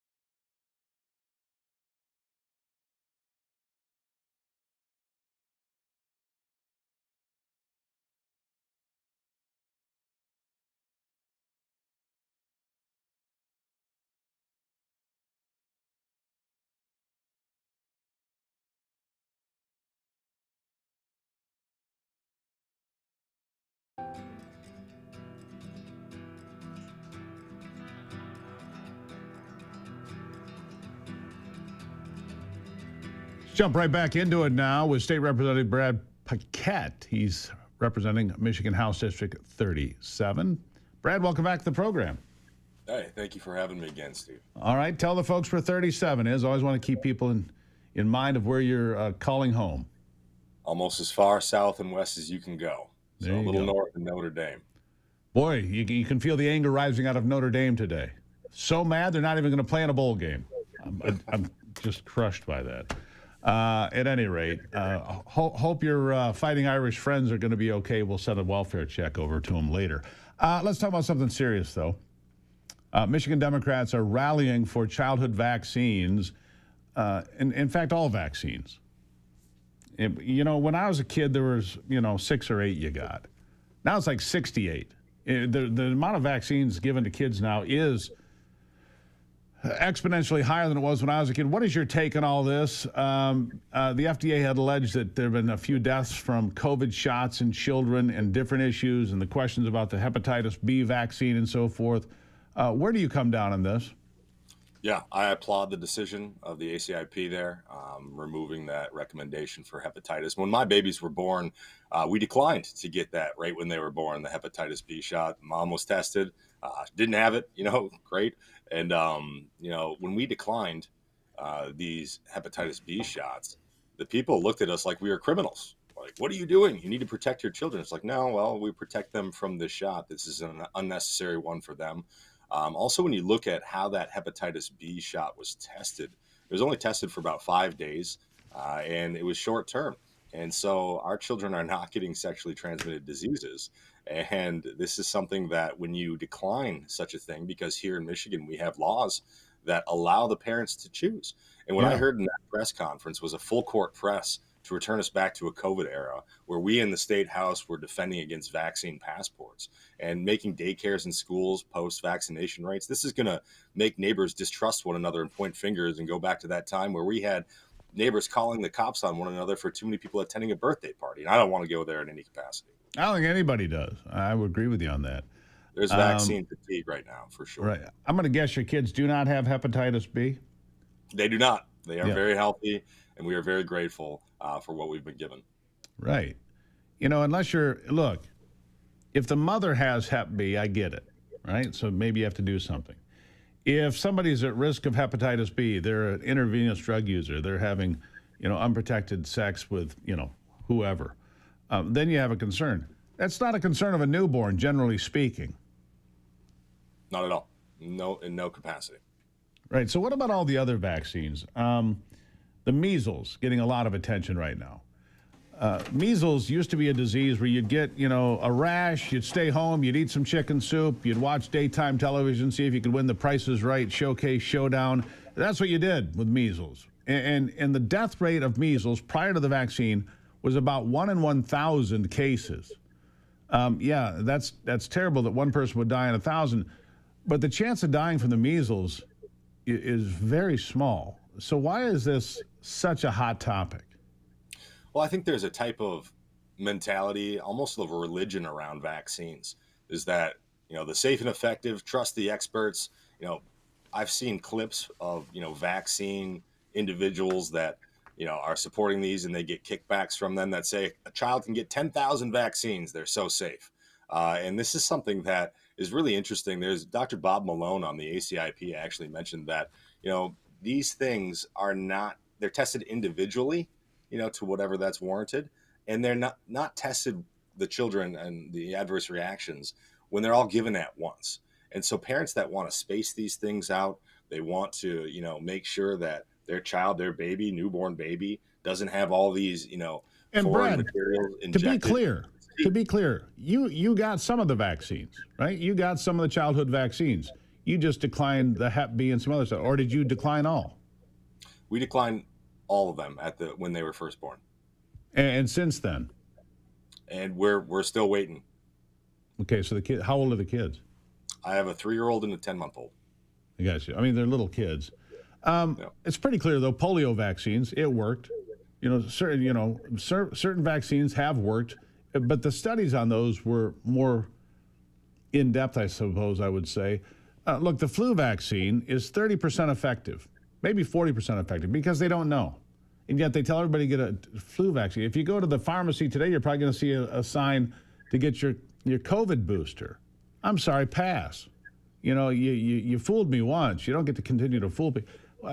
To me, people that are still out getting the COVID vaccine probably have different issues. That's just me. Your thoughts? Well, one point on the press conference is they had a little board there on their podium saying empowering parents and protecting communities. And one community that we do need to protect is the community of the vaccine injured. And so there were a couple of different comments that were made that were, I think, insult to vaccine injury, where they were saying that, people can self-report on the VAERS system, right? And the Representative Long John made a comment that a person could get hit by a car and they could go on VAERS and they could self-report. Well, why don't we as policymakers come up with a database on our own here in Michigan to gather vaccine injury? Because they admitted that it's rare, but these individuals that rarely were injured by these shots are dismissed completely. And it's insult to vaccine injury by saying that someone who got the shot is anti-vax. They got these shots, but when they're injured by them, they're completely ostracized. And there's a big problem there. And I don't know if you heard about that Henry Ford study that contended to test truly unvaccinated versus vaccinated individuals, thousands of them. And the unvaccinated individuals in that study were much healthier. And they said that study was bunk. Well, let's do that study then. Let's fund that study. Let's get some true science out there around how these shots, the efficacy of these shots, and how they're impacting people. Now, I just did a little research here. This is where AI helps me, folks, and helps you. COVID vaccine injuries, just the COVID vaccine injuries, 1 to 2 per 1,000 doses. So if you got it, so 1 to 2 per 1,000 doses, which means it's higher than the incident of bad outcomes of measles prior to the vaccine. I mean, that's what I've just learned mathematically speaking here, right? I'll give you the last word here, Brad. It's an important topic. People are discussing it. Believe it or not, parents still have rights in America to decide for their children. I don't know how long we're going to have that, but for now we do. Last word to you. We need to defend it at all costs.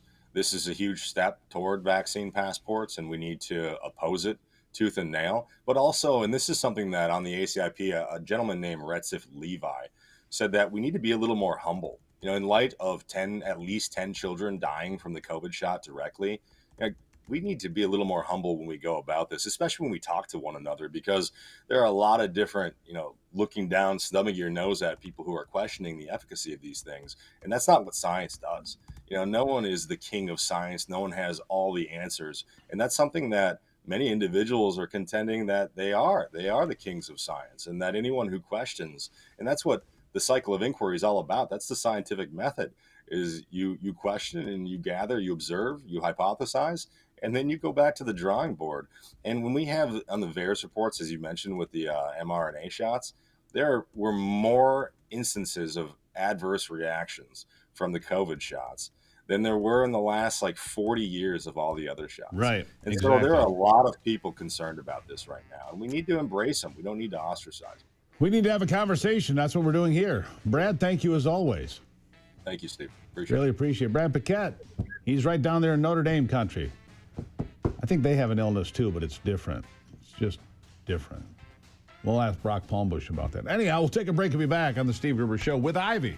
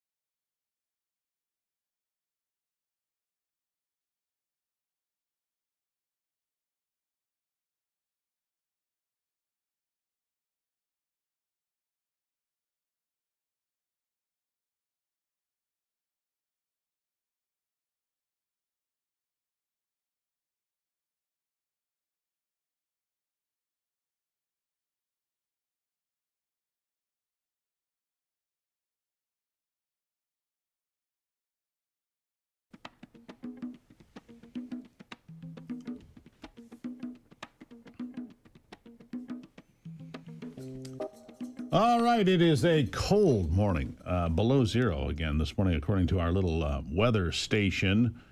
And then Ivy went outside. She came back. She looked like an icicle. Very, very sad. She joins me now. Ivy, good morning. Good morning. It's rough out there. It's 9 degrees now. It's like a heat wave.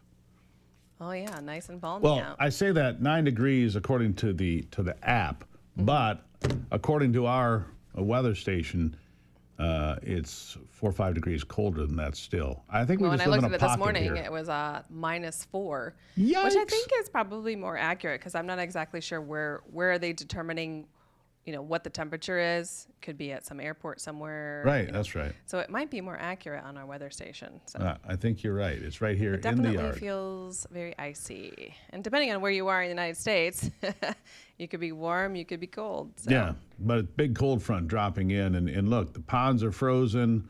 Be careful out there, though. Again, as we talked about, thin ice, dangerous. Don't do that. Anyhow, what's on your mind?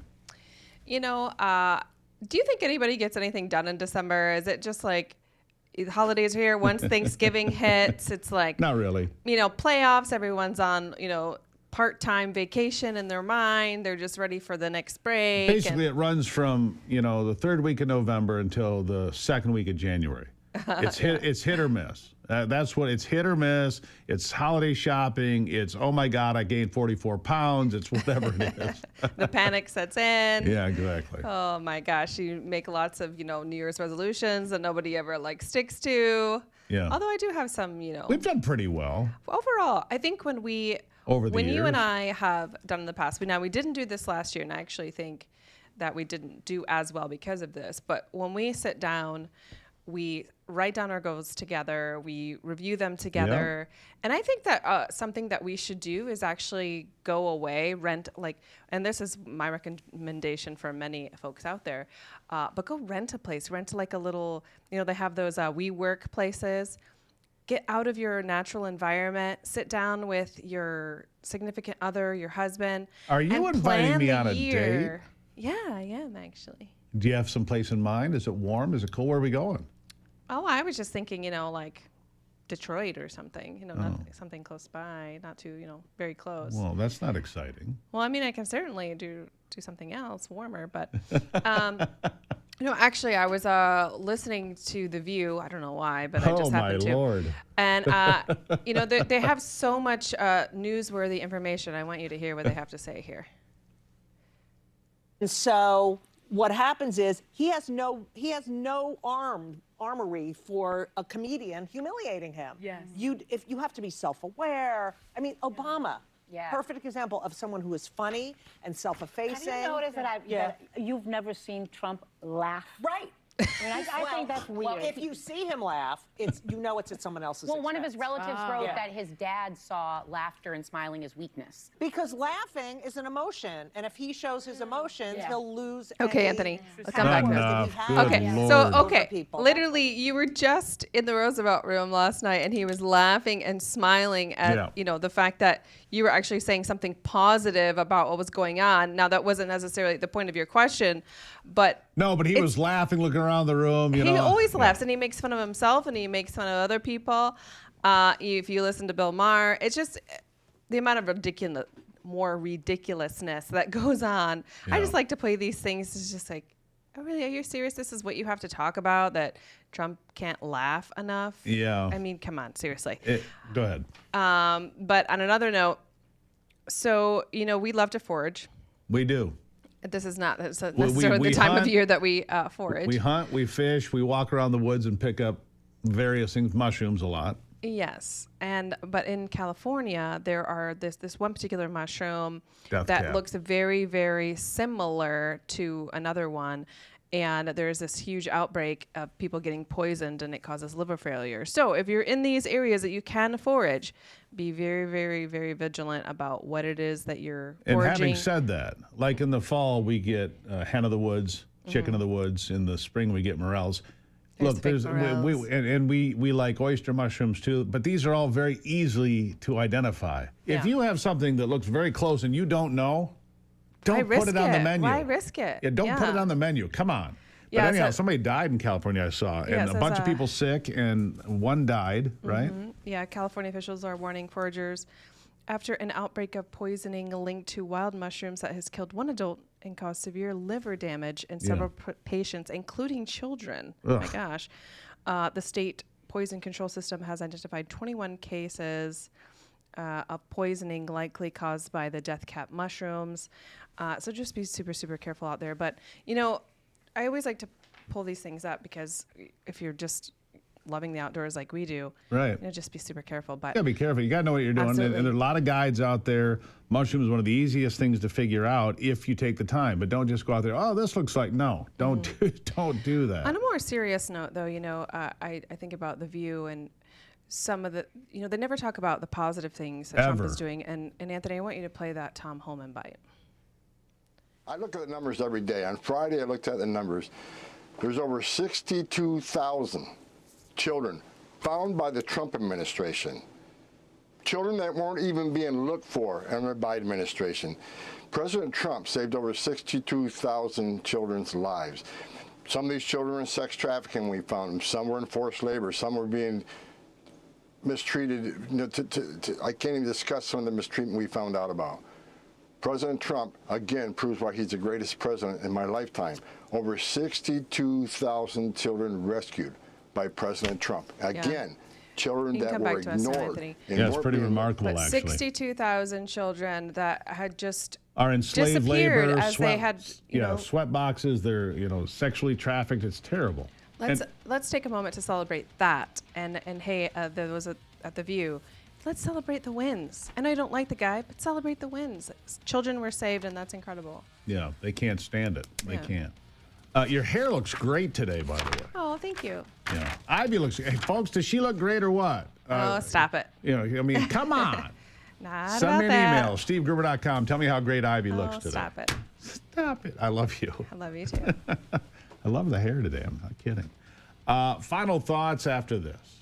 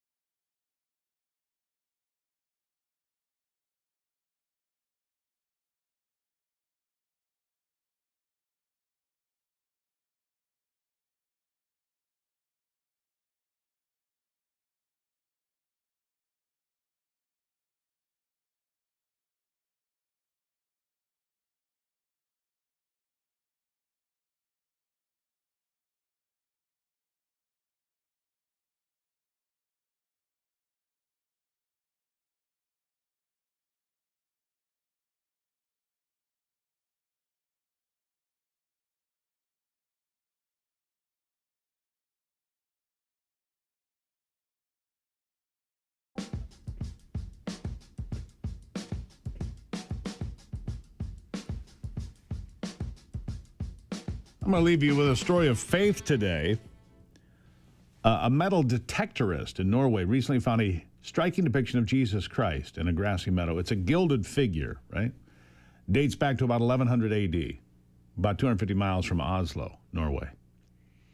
The figurine from All Saints' Day, it was found on All Saints' Day, a Christian holy day that honors martyrs and saints. Photos of the discovery show the weathered figurine depicting Jesus on the cross, still bearing remnants of gilding and fine detail on his torso. And the finder said he became interested in metal detecting as a child while living on a remote island in Norway where his father worked as a lighthouse keeper. The fact that the island had volcanic origins sparked my curiosity about what rare rocks might lie underground, whether it could possibly be found there. And he said he partnered with his friend, an American expat, to travel across Norway searching for treasure. On November 1, the two found numerous other artifacts before uncovering the figurine. It was extremely windy, so windy at times that we struggled to stay on our feet. But we persevered. We found 78 buttons, coins, buckles, a medieval weight, and a lot of unusual finds. The star discovery emerged after sunset. Warren was almost at the car. I was a bit behind when I suddenly got a strong signal. A strong signal usually indicates a large object. I bent down, and right beneath the surface, he revealed himself to me. I looked Jesus straight in the eyes, he said, completely stunned. Remarkable find. 100 thoughts rushed through my head. I quickly dismissed the idea that it could be modern. I recognized the medieval style and remains of gilding. I carefully set it down and ran to Warren saying, I want to share this moment with you. I may have just made my best find ever. Magical and poetic, they said. A glimpse of divinity. A statue of Christ dating back 1,000 years. Can you imagine the things that you find? I think I've told Ivy I'd like to have a metal detector. I think that's a fascinating thing. There used to be a horse race track not far from where I am, about the year 1900. I think that'd be an interesting place to go. You'll probably find something of value, wouldn't you think? Maybe. Anyhow, greatly appreciate you being here today. You can always send me an email, stevegruber.com. Remember, don't forget Gruber merch. Gruber merch is available before Christmas, right? It is. I want you to have yours. Fight the good fight. Keep the faith. God bless America. I'm Steve Gruber. This is The Steve Gruber Show. Work harder. Be better.